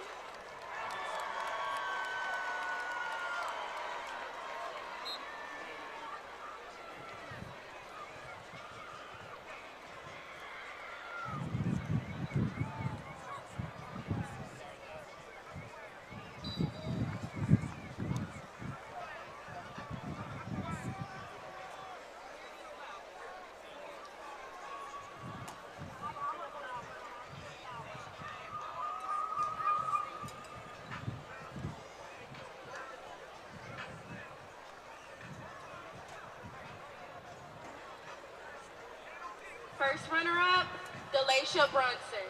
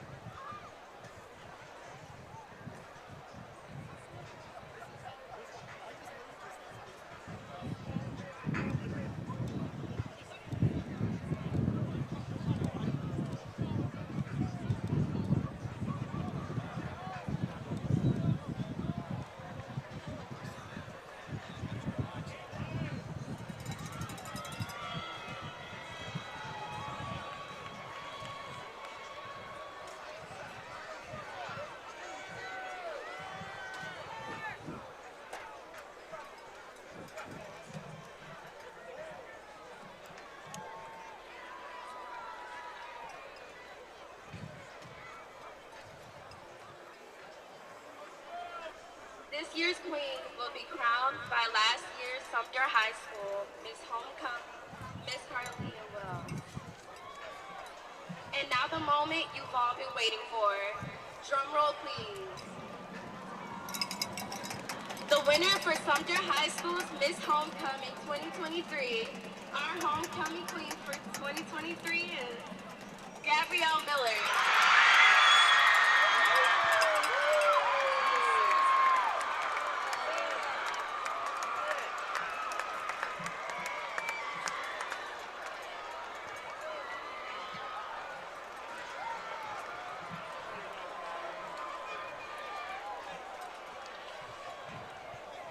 And we're back. Dion's fixing something. Here at Sumter High School, Memorial Stadium, and we've got some stats for you. The number one stat is that mic's real hot, by the way. Turn it down. Yeah, I'm turning you. Hey. There we go. All right, that's much better. Okay. The biggest stat is the score, and it's 14-0 in favor of the bad guys who happen to be on their home field tonight. But Chris Sandvig, Bill Sandvig, that is, has put some stats together for us. And let's see, Oceanside had 8 first downs, had 59 yards rushing on 20 attempts, 36 yards passing, and interestingly enough, Edward was 6 for 8, which is a darn high percentage. It didn't feel that way. 1 interception, no fumbles, 25 yards in penalties. We were penalized 3 times. We were 2 for 6 on 3rd downs, 2 for 4 on 4th downs, had 19 tackles. Sumter had 13 first downs as compared to our 8. They had 98 yards rushing as compared to our 59. They threw the ball 15 times, completing only 6 for 50 yards in passing. No interceptions, no fumbles. They had 7 penalties for 41 yards, much more than we did. We had 3 for 25. Their 3rd down conversions were not so hot, 2 for 7, but they were 2 for 2 on 4th down attempts. And they tried 1 field goal, and it was unsuccessful. Yeah, what I was told about that field goal, it's a high school rule that when it's kicked and if it does not go into the end zone, it's effectively acts the same as a punt. If it does go into the end zone, then it's brought out back to the 20-yard line. So lots of confusion, lots of angry parents in the stands, angry fans, but that's what I'm sticking with. So. All right. I missed what you said there, but I did talk to Dennis on that. Yeah. And because it did not go in the end zone, that's why it was at the 1. If it had gone in the end zone, we would have gotten it at the 25. So, I mean, really, it's the advantage to the kicking team. It's basically going to be the same thing as a punt. If you can try to squeak 3 points out of that, why not do it? And pin them deep. Right. Anyone parked along the gravel or driveway need to move your vehicle immediately. Again, anyone parked along the gravel or driveway, please move your vehicle immediately. Oh, no. Watch out, Robert. I don't know where I'm parked, but I sure hope they don't tow my car. There's not much parking left in this place. No, there's not. There's Sandstorm again. Don't start dancing. I see you gyrating. I can't help myself.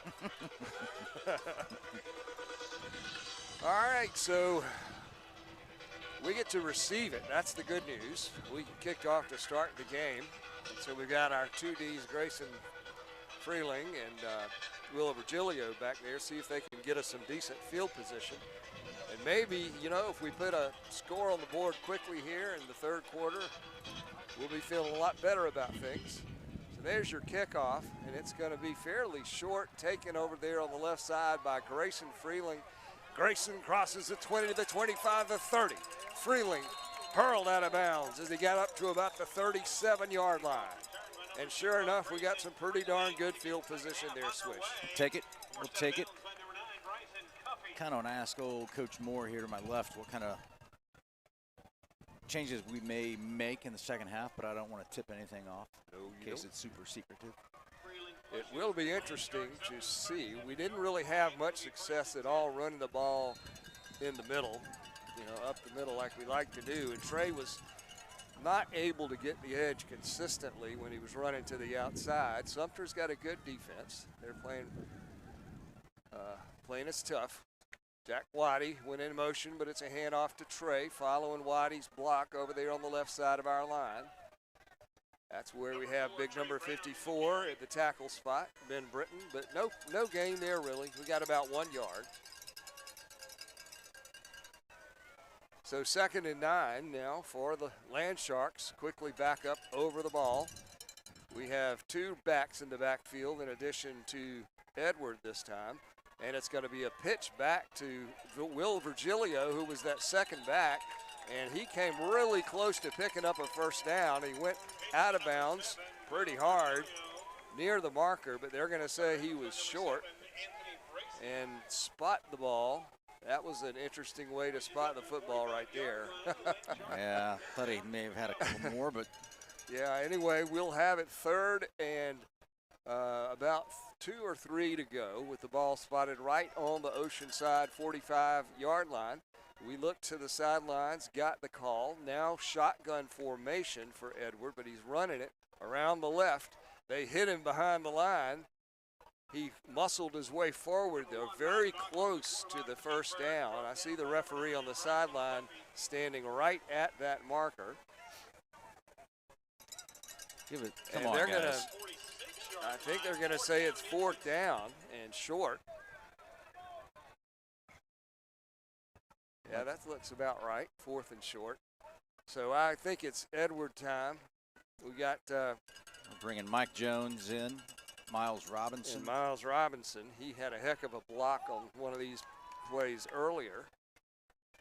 Edward keeps it, quarterback sneak. I don't know, Swish. I don't think he got it. The side judge here looks like he's on the line. Yeah. If that's the call, it might be a first down. No, he's on the wrong line. Yep, he's on the wrong line. I'm a yard off. Yeah. You're right. So, man, another turnover on downs for Oceanside. They'll turn it over on downs. Gamecocks will have it 1st and 10. And Sumter is going to have the ball in our territory to start their first drive of the second half, leading this ball game by a score of 14-0. Let's see who comes back out for Sumter on offense.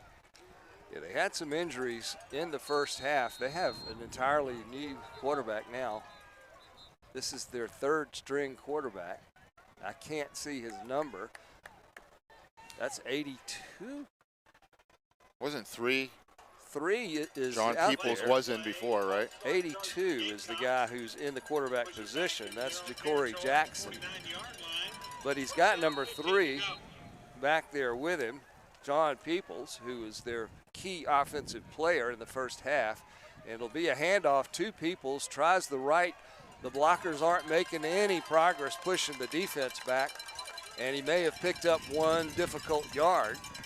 So now they're looking at a 2nd down and about 14 to go. Starting quarterback today for Sumter was Pate Merchant, and he went out with a leg injury. Mostly John Peoples has been playing quarterback since then, but John is the starting running back. So right now they've got 82 in there. Ja'Cory Jackson in the quarterback spot. with a man in motion, and they're probably going to do a lot of running here as it's handed off to John Peoples again, and he gets the edge down, picks up about 10 yards, but it's going to be well short of where they need to be to move the chains. We're looking now at a 3rd down and 4 for Sumter. And, you know, our defense can really focus here on the run stop, because I don't think either of these quarterbacks is much of a passer. And now we're in the Wildcat formation, direct snap to number 3. He takes it, he picks up the 1st down to the 30-yard line, and he's really churning out some yards here, Swish, in the 2nd half. Well, it's going to be the people's show. I tell you, just when we got used to saying, well, it's going to go to 3, going to go to 3, going to go to 3, then something weird happened. Yeah, so they get you set. It's they may be setting us up here, so let's see what they've got. They'll do a reverse. They did misdirection several times in the course of the 1st half to keep us honest. Another handoff to Peoples, and he picked up a few. Well, the challenging part with them just running, they're grinding the clock out, and it keeps the ball out of our hand, and the more they make 1st downs, the less we get a chance to get something going. Cale Gilchrist is going out now, taking over for number 12. It's Kyle Baldwin. Good to see him back out. He had a little bit of a hamstring issue 2 weeks ago, so came at a great time for him to get healthy. We need him on the field. 2nd down, almost 10 to go for Sumter. And they're taking their time with the play clock. They are chewing up the clock, and they're going to be running the ball right down our throats. That's the plan, at least, as Peoples tries to just run it around the right side, basically a toss sweep, except there's no toss. Yeah, this is going to be a bland offense they're going to run here, so we need to tighten up on defense for sure. We just got to get a stop and get the ball back. Got to make something happen here. Yep. Guessing this is 4th down territory. Ball's on the 27-yard line. That's about right. The kicker, I mean, he knocked those the 2 PATs through pretty well. The field goal was a little undercut, but looks like he's got a decent leg. You never know. They may try one from here. Going Wildcat again. Peoples follows his blockers over on the right side. He was very patient there, but did not pick up enough for a 1st. Swish, what do you think of this view I got up there now? It's a little split view. Yeah, that's cool. Dion, you're tricky. You're sneaky. I don't know sure how smooth it's going for the audience, but gives you a little different view, side by side. Well, that's the end zone huddle camera that we have split cameras for all of the film study. 4th down now. This is a big play in this ball game as the Sharks are behind by 2 touchdowns. And John Peoples, number 3, they got a penalty flag. I'm not sure. I didn't see the penalty there. Most likely on offense here. Marching it back already. Pushing back 5 yards would be a big help. Push them back, way back. Let me know if you guys like that split view in the comments. Now it's going to be a tougher pickup for John Peoples, number 3, Mr. Do Everything on offense. Bay is back in, number 17. Watch out for that guy, Jamira Bay. He likes to do a reverse run. Jet sweep, I should say. This is not a direct snap. Option. It's going to be an option. They pitch it back to Peoples. Oh my goodness, he got the 1st. He went just over the 20-yard line, which is what they needed to do. And these guys, with only the ability really to run the football, pick up a 4th down and 8. Not a good sign. Yeah, we've still got time, but we cannot let them sneak into the end zone on this drive. We've got to be able to stop this guy, number 3. I mean, he's not spectacular. He hadn't broken off any big long runs, but when he needs to get the yardage, he's getting it. Now 82's back in at quarterback. He hands this one to Peebles. He has maybe 4 yards on the carry. 82 is Ja'Cory Jackson. Hey, you're right, he's not flashy, but man, he's He's beating us right now. He's beating us. He's finding his way through that defense. I remember calling his name last year quite a bit as well, too. He's a good-looking football player. I see a couple pretty large individuals on that Sumter offensive line, especially that right tackle, man. Yeah, we haven't given them a whole lot of credit or love, but they're doing a great job. Look at him moving, man. Jet sweep, 17 takes it. Flags flying around everywhere. That's probably going to be a hold. Let's hope so. As they cross the 15-yard line. And I'm sure we would accept this one and push him back if it's a holding call. So the viewers have spoken. The split view is out. Too small. Too small. The end zone cam's a little bit laggy. It's shaky as well, too, because of the wind. But I can go just end zone cam, which is kind of a cool little shot there for you guys. And jump back and forth. So they did march it off, and I think it was a hold. It was about a 10-yarder. So the Sumter Gamecocks are now staring down at a 2nd and 17 or so. Line of scrimmage on the 26-yard line. They're in our territory. We got to get them out of there. Man goes into motion, another jet sweep. Fumble. They got a fumble. Big opportunity for the Land Sharks. The Sharks are saying that we have it, but they always do. Let's see what the referees say. Johnny Gunn. Johnny Gunn got the ball, and that is a big play right there. Could be a momentum changer, as we were just complaining about how this Sumter one-dimensional running team was having great success. Well, they went away from their bread and butter and did a little flippy flip. Didn't work. I like your language, the little flippy flip, and sometimes they do a little bloop. The bloopity bloop. The flippity doo. Well, the problem they had there was they had a substitute quarterback, Ja'Cory Jackson, who was trying to hand it off to number 18. Hey, why do they still have the ball? Well, we missed something. It's 3rd down and 18 now. Peoples gets away from one leg tackle and just keeps moving downfield. And I don't know why they didn't call that a fumble or a recovery by us. I think I do. I think it was a forward pass that was dropped. Well, I saw it pretty clearly, and he put it in his bounce right off his gut. They may have called that a forward incomplete pass. So they did. Another big 4th down play, and they got the kicker out there again, Swish. See if we drop someone back deep. We do have one guy back there. This will be a 41-yard attempt. He's got plenty of distance. Oh, my goodness. Made it. Number 38, Alex Kravenko. And I know I didn't pronounce his last name right. Just puts a good long field goal in and makes this score 17-0 in front of Sumter. You don't see good long field goals very often in high school, do you? And that one could have gone another 10 or 20 yards. You might have a little wind help that, but it was a good strike, good kick. I'm going to see if I can figure out how to say his last name. Let me see you there. Kravenko. Let's go with that. Kravenko sounds good. Alex Kravenko needs to have his name spoken after that nice kick and a little bit of redemption, because his first field goal attempt was wobbly duck.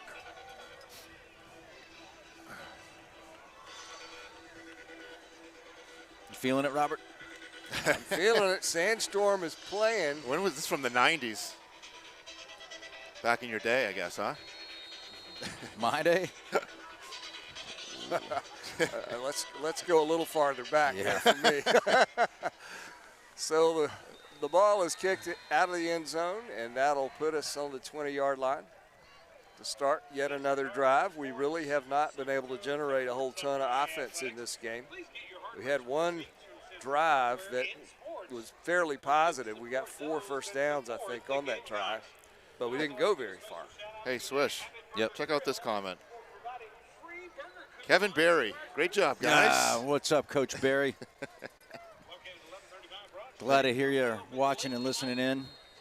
I think Wando is playing. I haven't checked any scores, actually. Let's do that. See what our friends are up to, how they're doing. Edward again has 2 running backs behind him, and he's playing a little option. This might be a pass. No, it's Will Virgilio. Come on, Willie. He's going to run it, and Will's Bust outside. Good. He can really run the ball. He's got nice positive yards there. Let's say about 7 or 8. I think you're right, big dog. He was getting ready to pull up and chuck one downfield. Yeah, he looked like he wanted to throw it, but he didn't see an open guy. Will, of course, is a backup quarterback on this team. Played a good bit of quarterback last year. 2nd down and 4 now for the Sharks. 4.5 minutes. Man, this quarter is going by rather quickly. It sure seems that way when you're trailing by a couple of touchdowns and a field goal. Pistol formation. Edward dropped it, then he picked it up. He's throwing it deep downfield, but I don't know. That must have been a busted route because he didn't throw it to anybody. Edward took a shot at the end of that play, getting up a little slow. Will Virgilio was the closest receiver to it, I think, and he was a good 10 yards away. He ran some like a deep out route where I think Edward was looking for the go there. Looking for the go, and he did the not go. Edward claps his hands, trying to make somebody jump. They don't. We did draw them off sides a couple times, though. Look at them stacked in that box. They really are daring us to run it. As Edward says, nope, I'm going to throw it. Will Virgilio. Completion for a 1st down across the 40 up to the 42-yard line. How is that not a late hit on Edward? Wow. Yeah, he's getting pounded right now. We're showing a little more willingness to throw that ball, and we're also trying to get Will Virgilio more involved in the game, which is exactly what I said at halftime we needed to do. Will split out over here to the right side along with Logan Hamilton. Then we pull all our receivers in and have bunch formations on both sides.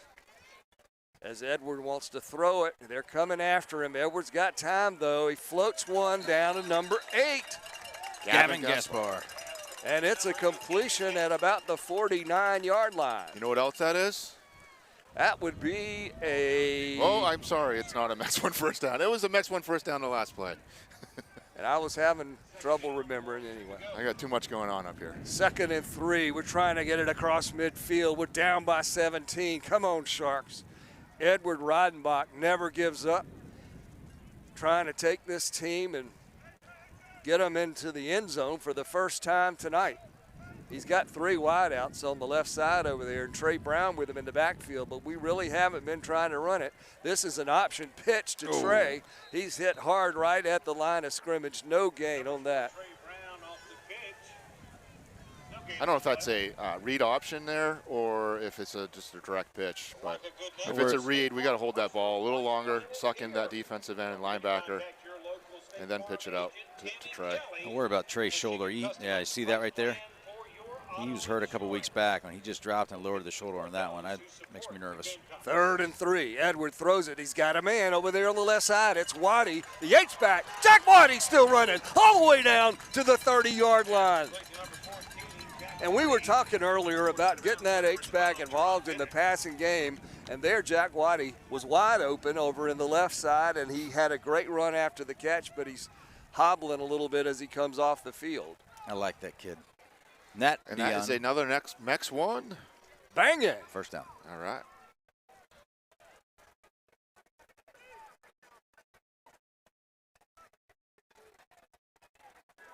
Let's try this side by side here. Let's see what that Number looks 3 split out wide over there on the left side. It's Moscos. He hadn't been playing a lot of wide receiver today. Edward faked the handoff, kept it. That was a read play right there. Or else he just ripped it back and decided he was going to do it himself. I think Cale wanted that rock, and Edward said, no, thank you. 2nd down now. Good yardage on that play. It's about 3 to go for the first as the clock's at 2:40 and ticking. I like this matchup here at the bottom again with Will. Just take a shot here. And Edward looking to pass it, has time. Oh, my goodness, it's intercepted. He threw it into a receiver who was well covered by number 11, Jaheim Rose for the Gamecocks. And it was a good idea. It was a nice pass. It's just that defender was right where he needed to be. Really well played. Look, Ed sat in the pocket beautifully, had good protection from the O-line, had a good read. The DB just made a great play there. Yeah, he jumped underneath that receiver. Well, Coach LaPrade was not in the locker room at halftime. He was on the iPad watching all the film, so we're going to expect some adjustments here, I think. Let's see what happens. Much better field position, at least, for our defense, as Sumter is now going to have to start it inside their 10, around the 5-yard line. I thought it was a fumble. It was a handoff to the running back. It looks like their original starting quarterback, number 10.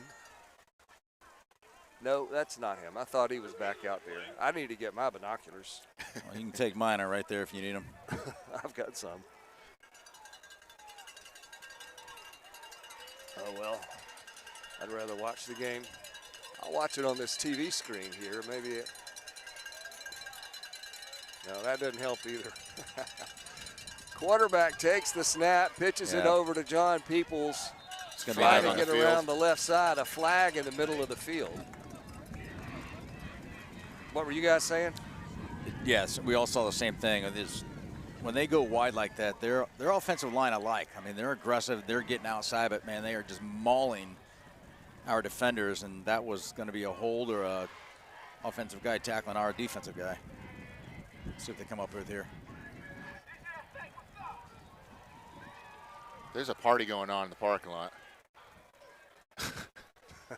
Yeah, there's a party going on somewhere in the near vicinity. I don't think they know there's a football game happening right now. I love it, man. This is a great atmosphere. This is cool. So Sumter is now looking at a 3rd down and about 8 yards, 7 or 8 to go. 1:46 to play in the 3rd quarter. And the Sharks really want to get that ball back. We got to score 3 times. There's a big play here. A little confusion on the Sumter We haven't heard that train horn since the first game, I think, right, guys? John Peoples is back in there. Hard to tell. Yep, it snapped to him. He fakes the handoff. Peoples wants to throw it. Oh, my goodness, he caught it. The receiver was the guy who he faked the handoff to. He just wheeled the route right out of the backfield. Exactly. And is he 84 or 94? It's a weird number. Looks like 84. Kai Workman. That pass is a kill shot pass for a defender. Hate to say it, but you got to put a lick on him, not just try to hand tackle there. I thought he was going to get whacked. Lights out. Yeah. And he had time to turn around. It wouldn't have been a defensive player or anything like that. That was a tough break for us there. We needed that stop that deep in our big territory. First down for Sumter as quarterback takes the snap. It's a handoff to someone other than Peoples. Nope, that's Peoples. The quarterback right now is number 82, Ja'Cory Jackson.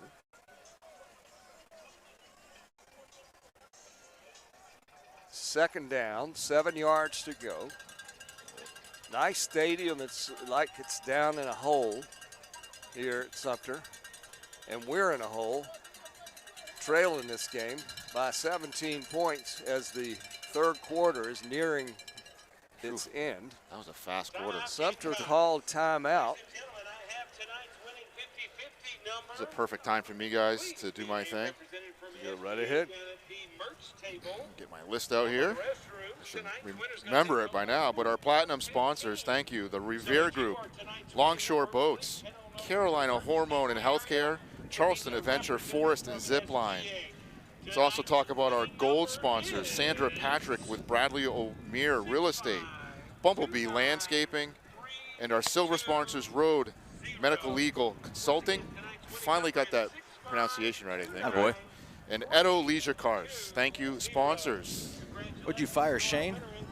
No, you know, I was like, I can do it, I think. I don't know if I can do it. Can you do it or you can't? No. Dion is doing everything up here. I'm like, let me just try this with the production and the camera. Now he's on the camera.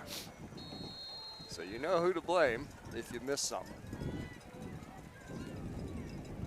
Peoples now in the shotgun.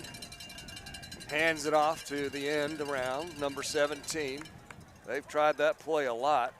Jamira Bay on the carry. Didn't pick up much there. Bay on the carry for the Gamecocks. And this drive not as impressive as their last one was. 3rd down and 5 now. And the Sharks with a great opportunity here to stop Sumter. But man, have they been converting these 3rd downs in the second half. They're killing us. Don't jump. Don't jump. It looks like we're wanting to put some pressure, get in that backfield with the quarterback.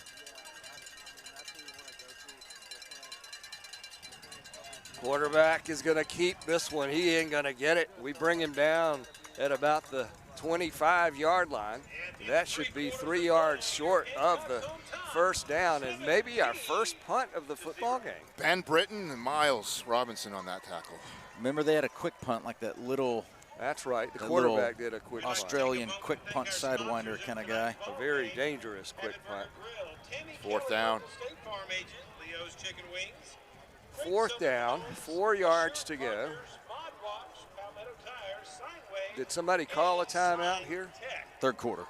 Oh, now the 4th. There we go. I was just talking about how the 3rd quarter was coming to an end, and it did, and I didn't notice.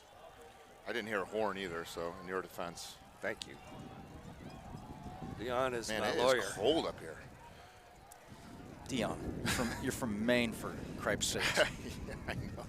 Guys, we lost a great member of the Land Shark family a couple of weeks ago. Brett Baker, father of Dylan Baker, who was one of our great players and who's now playing college baseball. His dad, Brett, was a great guy, big fan of the team. I knew him pretty well. He coached baseball teams my son was on over the years, and our condolences to that entire family. It's been a rough year for a lot of Land Shark families, but yeah, I know Coach Belcher, the Warhawks, was pretty good pal with Brett as well. Coached a lot of football. Yeah, they used to coach baseball Got together. no one back, guys. Not sure Punter why. gets a decent punt and takes a Gamecock bounce and goes inside the 40-yard line. So the Sharks are going to have pretty good field position to start this drive.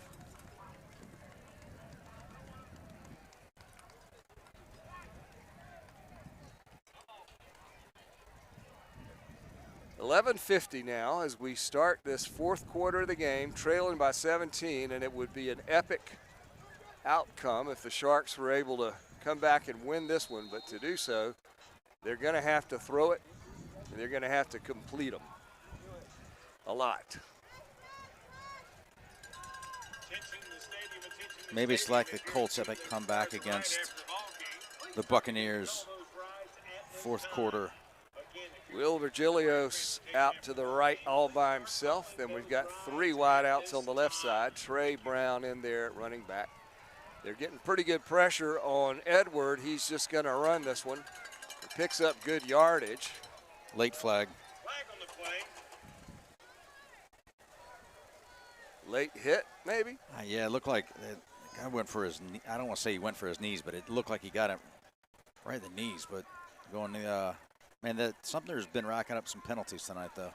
They sure have, and our guys are signaling that it's going to go in favor of the Land Sharks.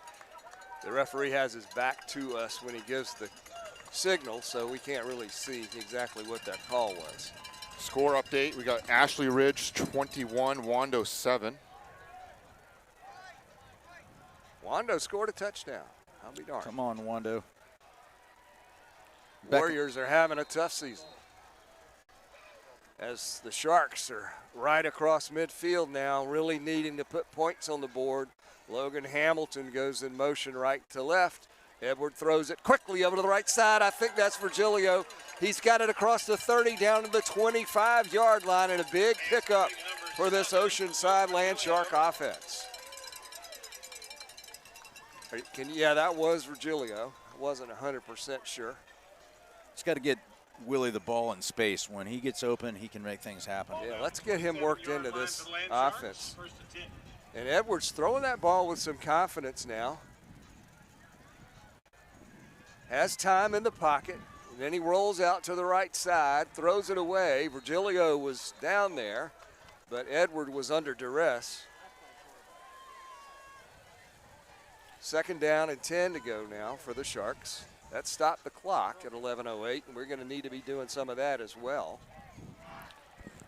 Fort Dorchester 27, Gaffney 27. That's a big game, actually. Ooh. Gavin Gaspar, number 8, out there. Closest player to the camera. We got a bunch right formation. Edward takes it, bad snap. Wanted to throw it to Gavin, I think. Then he throws it to Waddy again, who's flipped upside down after he picked up just a few yards. So now it's going to be 3rd down. He didn't even pick up 1 yard, actually. And it's about 9+ to go for a first. We really got to move these chains, and you can count on us going for it on 4th down if it comes to that. So get what you can here. You don't necessarily have to get all of it. Watch CJ down here closest to us. Nobody in the backfield with Edward. Oh, he gets a good pass to Gaspar. Gavin gets it down about the 15, enough for a 1st down. Great little crossing route. Yep. That's complete number 8, Gavin Gaspar. They're not moving the chains or anything. They're making me nervous. 14, Bryce Allen. Clock's still running. It's 4th down. We've So had we some didn't get a crazy, 1st down there. We've had some crazy spots. Well, I don't know. From where we are, it's hard to see where they're tackled on that opposite side of the field. We don't have a spotter up here. Dion, you need to be doing that too.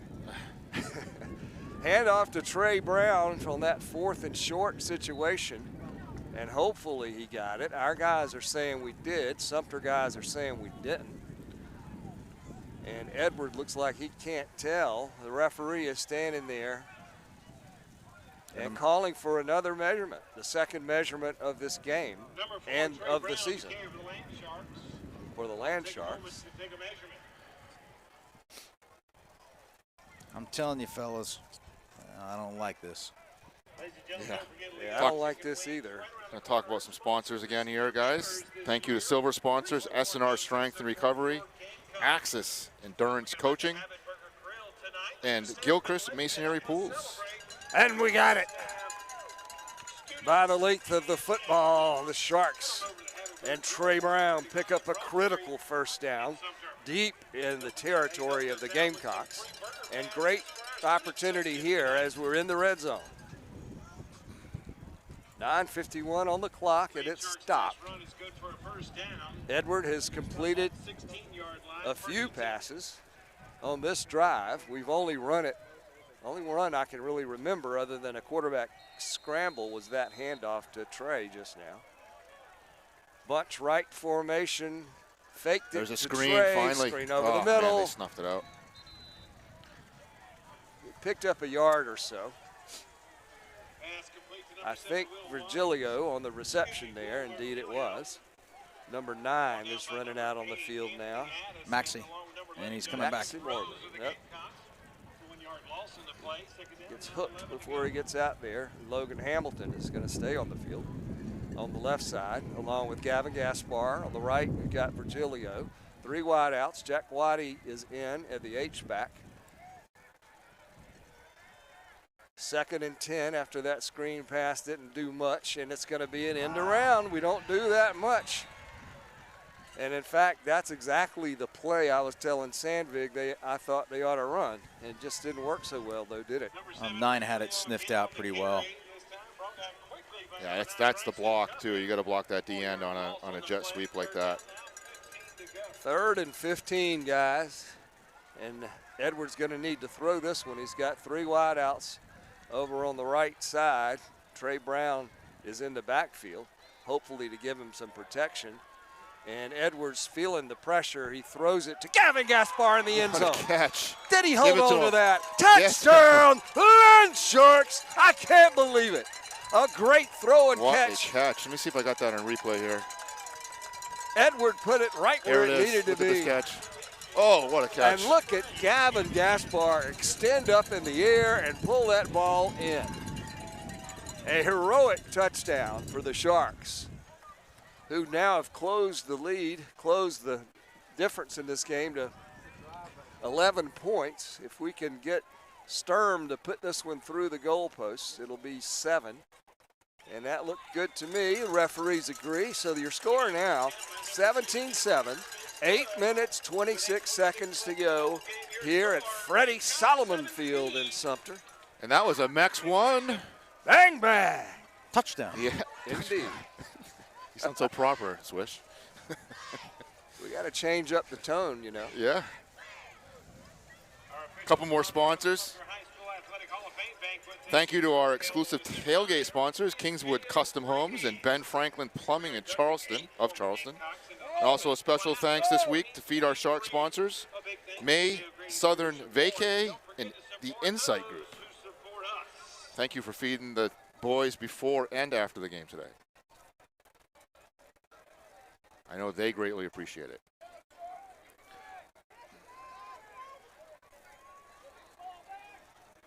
Take a look at our offense there. Getting some wind.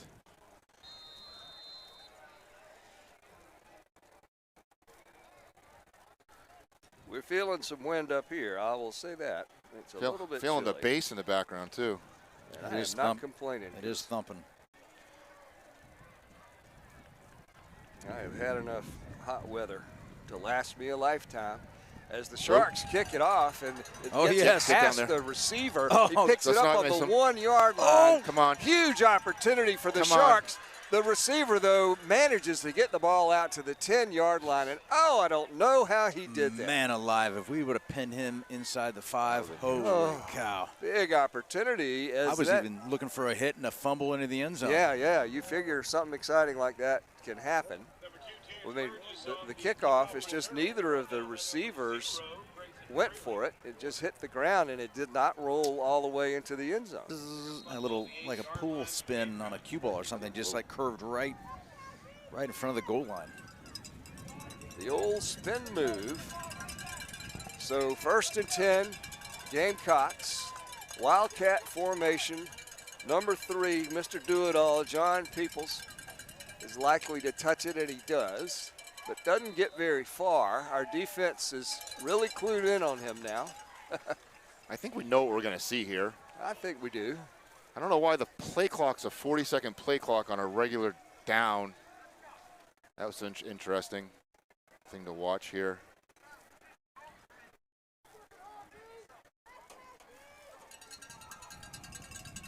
Miles Robinson out there, Johnny Gunn. Couple of linebackers. Gunn comes over here sort of on the left end position. It's going to be a handoff in the middle. Hit hard. He got nothing there. And I think that was Cale Gilchrist, number 33. I didn't even see him out there before the play. But that was him on that tackle. And that was for a loss. So now it's 3rd and 10 to go for Sumter, and they're not moving the ball from this bad field position, Swish, and they really kind of need to chew up some clock. Big play here. Protect that lead. They're letting the clock get under 10 every time they snap it, for sure. And this one's going to be thrown out of the end zone, and it was completed, I think, but not enough nearly for a first down. Nice series. Pass. Get out of this clean, no penalties, get the ball back. Only picked up a couple of yards, and that's going to make it 4th and 8 and bring out that punter. Last time we didn't have anybody deep. I guess with this time we've got Gavin Gaspar going out there. Well, you never know what we look for here. Hasn't had too many long snaps today. Maybe Cole coming off the sideline. Let's see what's happening. We've got a couple of straggling guys coming in. Maybe it's a bobbled snap, a high snap. Gavin had a big play on our last drive, catching a touchdown. He's got another opportunity here as he's calling for a fair catch. And we'll take it in great field position right at the 37 or 38-yard line. All right. It's nice to be in Gamecock territory. To get a score here, listen, we could take a field goal if we can't punch one in, but we've just got it's a 2-score game. 6:22 left, plenty of time. Our defense stepped up big. Their offense is stalled out. They've got nothing other than Peoples right now. Yeah, Sumter. Kind of a fun spot to be in right now. It is a good spot. This could be a really fun ending of this game. You guys don't go anywhere. Don't even go to get something out of the fridge. Because you never know when the Sharks might strike with their #1 quarterback, Edward Reidenbach, who's back there all by himself now. Good protection. Deep downfield. Oh, what a #3. catch by CJ. Oh, my goodness. CJ Moscos comes out, plays wide receiver, and takes a perfect Check out this replay, pass. guys. That was a great pass. He high-topped it. And CJ jumped up over those 2 defenders, and we're ready to go again quickly. Edward takes the snap. This time he's having to roll out and wisely throws it away. He gets hit pretty hard back there and is a little slow getting up there, Swish. He was trying to throw it away, but that defender showed no mercy. That's not the only time they've done that tonight. We're looking at a 2nd down and goal now. The ball's just inside the 10-yard line. Edwards okay. He's up, wants to throw it again. Over to the left side, has a receiver. He couldn't quite hold on to it. On a route coming all the way across the field from the other side, but Edwards' throw was a little too low. And I think that's Logan Hamilton, who couldn't bring it in. Indeed, You are it is. correct. Just under 6 minutes now. Clock is stopping with all these incomplete passes. I like it that way. I don't like the college rules, the new college rules. Yeah, I know they want to speed the games up a little bit, but I don't like it either. They should just do less commercials. That'll speed the game up. I like the moolah. That statement was sponsored by. Edward throws it in the end zone. That's a Gaspar flag. fighting for it. No Jeez. flag. The defender was all over him. Hometown call right there. He McGavin. wasn't even going for the ball either, the defender. Wouldn't let him to his spot. So are we bringing the kicker out, I guess, now on a 4th and goal situation? This is not a long field goal, but it is an important one. Wilkes is giving him the jaw, rightfully so. Nate Sturm is going to try and put this one up and in. He's a soccer player. And that looks good, Swish. It is. Attaboy, Sterner. So the Gamecocks are faltering here in the 4th quarter just a little bit as the Land Sharks put up 10 points so far and trail it now by only 1 touchdown with plenty of time to go, 5:48. And Swish, the injuries are really starting to pile up and cause some trouble for the Gamecocks on offense. Well, we've got 3 timeouts. 5:48, playing off of that injury recognition you spoke about. Their offense is just, it's one-dimensional at best. Yeah, they're playing #3, John Peoples. Just about every play he's touching the ball. And you know, he's got to be pretty worn down at this point, too. We onside kicking here, guys? No. No, I no, hope no. not. Nothing tricky here. Stick one deep. You don't want a big return, do we? Let's do the same thing we did last time. I like that. Nate Sturm trying to do the same thing. This time the receiver picked it up at the 10, and #2 is coming around the left side. Come on, push him out. Finally, he's pushed out of bounds, and Terrence Burgess gives decent field position. Good special team play there by Kyle Baldwin. Zach Waddy is coming off the field and doesn't look like himself. That's just how Jackie Boy runs. Okay.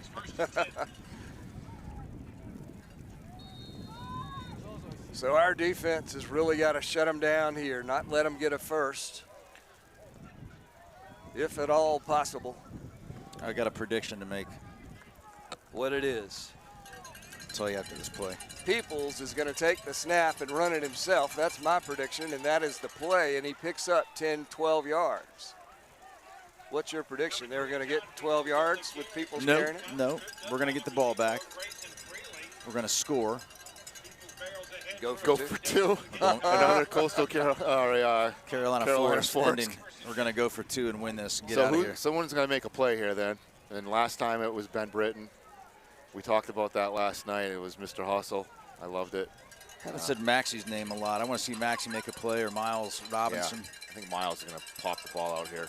Cale Gilchrist out there as well, trying to zero in on number 3, bring him down. My gosh, I don't know how he picked up positive yards there. He should have been down behind the line of scrimmage. Agreed. He gets hit, and he just keeps going.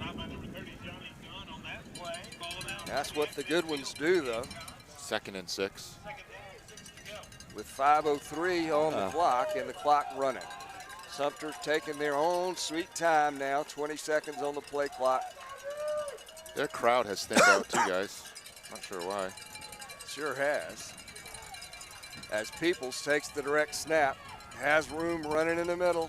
Big Mike Jones, number 70, brings him down, along with number 11, Miles Robinson, our middle linebacker. 3rd down, 3 yards to go, Swish. We can stop them here. We know what they're going to do. Yeah, key on 3. Look for a reverse or a, what did they run last time? Kind of a jet sweep, right? They did a jet sweep. That's about all they're time. doing to hurting us. No, They don't have anybody out wide here. It's just going to be their best running back against us, and a whistle blows before the play gets off. Was that a delay? No, they called a timeout. This is a big, big play in the ball game here, folks. 3rd down and 4 yards to go, maybe 3 for the Gamecocks. He's a good football team. They've lost 2 in a row, and they don't lose 3 in a row. No, they do not. But we will see, because the Sharks are giving them everything they can here in this 4th quarter. Well, we'll give the first half to them, 14-0. I'd say tip the hat to us. 2nd half, momentum's our way. Just don't want to see them get a first down and maybe chew up another couple of minutes. I mean, they're really working the play clock well.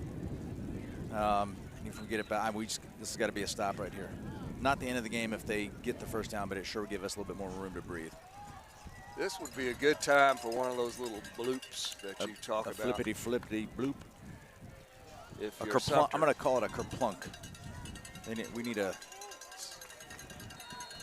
So Peoples is very deep in the backfield. The receiver goes out to the right side, but Peoples is going to keep it. He does not get it. He does not get back to the line of scrimmage. Johnny Gunn is there. Miles Robinson is there. And that was a clutch stop by our defense, as Sumter now faces a 4th down and still 3.5 yards to go. They're not showing any signs of intending to punt this ball, Swish. Well, we just cannot jump off sides. Now they do. Now they do. Do not jump. Yeah, they just 5 yards would get them just over the line of game.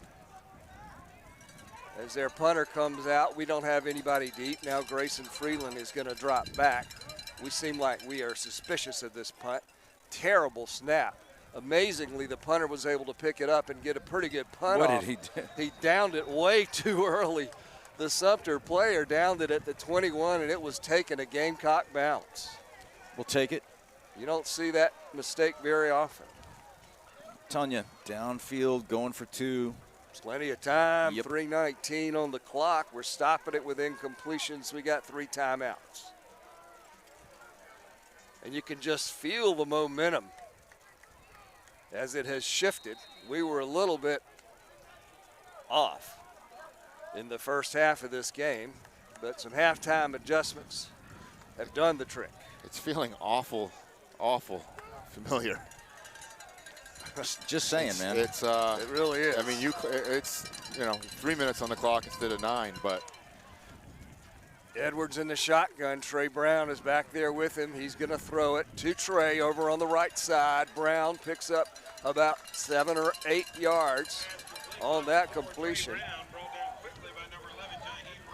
Just a little swing pass out of the backfield. And it didn't go nearly as far as my eyes thought. So they're going to give him a little less than 5 yards there. So 2nd down, clock's moving. Let's go, guys. Will Virgilio is out wide on the right side. 3 receivers here on the left, and he's looking left. Edward pressured, gets away from one tackler, then the same guy circles back around to finish him off. And that's a big sack for Sumter as it pushes us back to a 3rd and 9.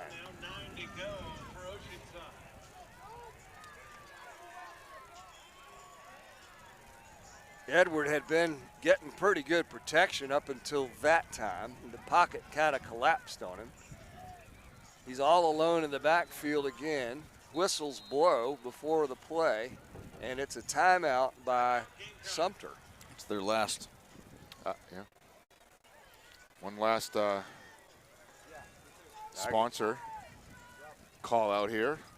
Thank you to Platinum Group, or Platinum sponsors. That's the Revere Group, Longshore Boats, Carolina Hormone and Healthcare, and Charleston Adventure, Forest and Zip Line. Anybody make it up in the last 2 weeks up to the zipping?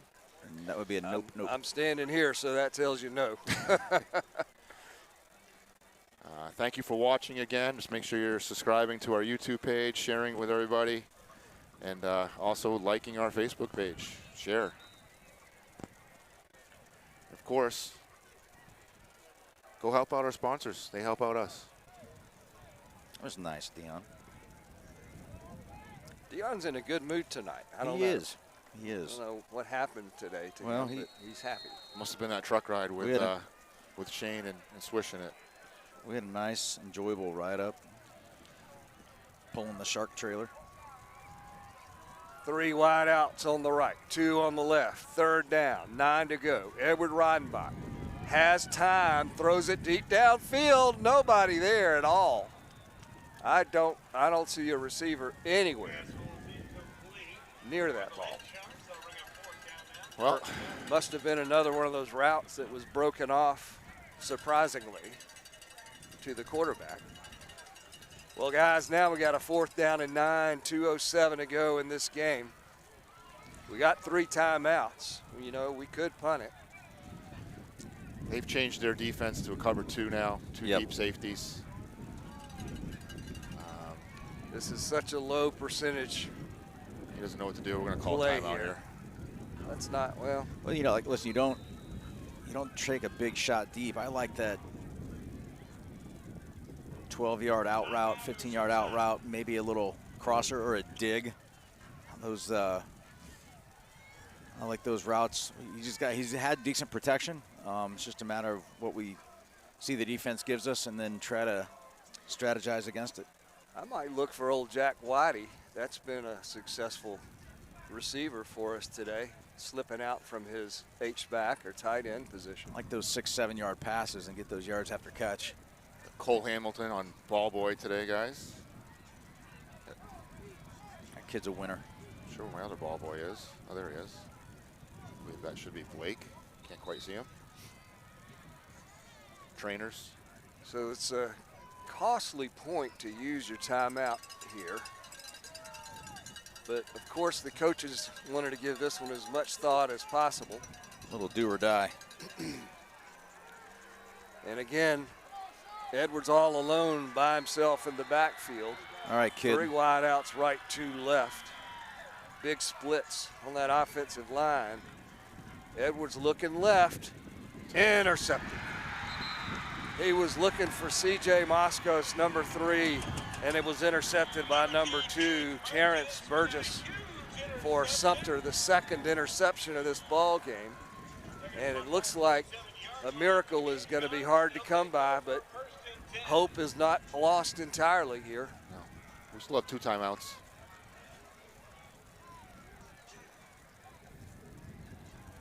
If I've seen any people pulling out of the stands yet, let's get a camera on them, Dion. Our guys are. Yeah, we need to stay strong here. This game's not over. No, we should be able to get the ball back with about 40 seconds left, I believe. It would be a nice time for a turnover. I like where your head is there, Dion. Oh, hand off. Can't let him to get that it. No. man, number 3. And Peoples picks up 3 yards.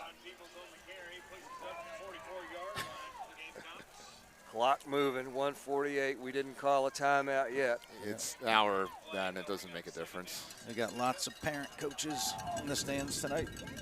What's the other name for that? Is that like a, what's in a car, shotgun passenger or backseat driver? Yeah. Quarterback right now is Ja'Cory Jackson, number 82. He's got John Peoples to his right. And Peoples takes the handoff again, tries left, gets around the end. Johnny Gunn hit him but couldn't bring him down. And Peoples, if you don't bring him down, he's going to make you pay. Moscos ultimately made that tackle, and I'm trying to see where the ball is spotted. It's at about the 39-yard line. So that's going to make it 3rd down and 2 or 3, and now we burn one of those timeouts with 1:08 to go in this ball game. I think the party's just getting started behind us. Yeah. It's getting a little louder. I'm kind of hungry. Can they feed us? I'm trying to figure out how I'm going to get out of this place. Where's the exit? All the way down there? That's where I came in.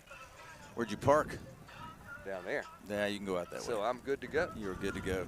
Yep, I parked right by the gate if I didn't get towed. You are a smart man, big dog. Yeah. All right, looking for another miracle. They had one earlier in the season. Those guys in Myrtle Beach are still scratching their heads over how they lost that game. How about a fumble recovery for a touchdown? Hopefully they told him wrap, second person ends punching the ball out here. 3rd and 2 or 3. John takes it. He has the first, I do believe. I don't think he It wasn't him. Somebody else busted through the other side over there, so I can't tell. we called a timeout here. I don't think he got the It looks yard like to a gain. pretty good spot for us, Dion. Under a minute. They're measuring again. Yeah, they're calling the sticks out on the field, which isn't that strange? How we just they never measure. Never. And you guys were just talking about it on the way up here, and now they're Let's see where that spot is here. proving you wrong. Looks like the line of scrimmage is on the 37.5. That ball's just shy of that line from this angle on that camera. So if you're short and you're Sumter, what do you do here? Oh boy, look at this thing here. Oh my goodness. I think you got it. Nope. No, it's short. Oh, it's Wow. a good thing they measured it. That is. Ben look Britton at is Ben. going out there to make sure they see that it was not a first. I mean, you cannot go for this if you're Sumter, right? I don't know. I would be tempted. Put the game away if you make an inch. You know, Hey, you're a 5A powerhouse. If you can't get an inch and a half right now, you're on your own 36. I mean, it's kind of 37, right? So you're kind of in your own. Yeah, it's if not I'm a Sumter, disaster. you punch it across the 1 yard, 1 yard, and this game is done. Yeah. So Why did Timeout, Oceanside. Oh, they didn't give us that timeout. It was an official timeout. Okay, I thought I saw him pointing that way. I did too. So at any rate, look at it's 4th and about as short of a distance as you can get without actually making the first. Sumter is a fun place to come to for a high school football game, folks. I highly recommend it. It's old school feeling. yeah. It is. Band and the choir, and the stadium has been here for a while, you can tell. It's kind of sunken down into a little bit of a, well, it's not a valley, but a little dip bowl. But Yeah, they could come running down that hill over there if they were the Tigers and not the Gamecocks. They could put a rock over there and play Tiger Rag. You're talking about that hill right there, I'm guessing. Yeah, right over there behind to the left of the. They did come down. I think they came out of the tunnel right about there. So I didn't really notice where they came from. all right, Dion, let's get on this. They may have come down that hill. Okay, play of the game right here, folks, at least for Sumter. They rush up quickly now to the line. 4th down and an inch to go. You know who's going to get it. It's number 3. He does. He has the first down. He crossed the 35-yard line. And that was more than enough, even though he probably got less than a yard. Tough team. Tough Sumter team. I like how we fought in the second half. Yeah, they're not going to lose 3 games in a row, but you know, we didn't tuck our tail in the second half for sure. So we really gave it a Herculean effort here in the second half. 17-10 is going to be our final score here in all likelihood. The clock has 42 seconds, and it's ticking down. And the cold wind is blowing across the field of Freddie Solomon here in Sumter, South Carolina. Victory formation for the Purple Gamecocks. Come on, guys. All you got to do is run out and just take a knee. And you got a delay of game. Wow. Delay game charge to the Gamecocks. Yeah, that's frustrating because I'm kind of hungry. 1st and 15 now. Well, fizzle. Fiddlesticks. Fizzle, fiddle, fiddles. Knee is taken, and that should be all that is required for this clock to stop. Dion, keep rolling. To hit 0. All right, guys. Your final score here in Sumter, 17-10 in favor of the hometown Gamecocks on their homecoming game.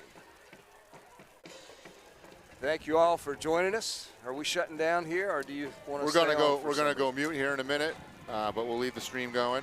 Okay. Well, I'm Robert Brunson, the big dog, along with Chris Swisher, The little dog. and Dion Welch. Thanking you for joining us. Have a great weekend.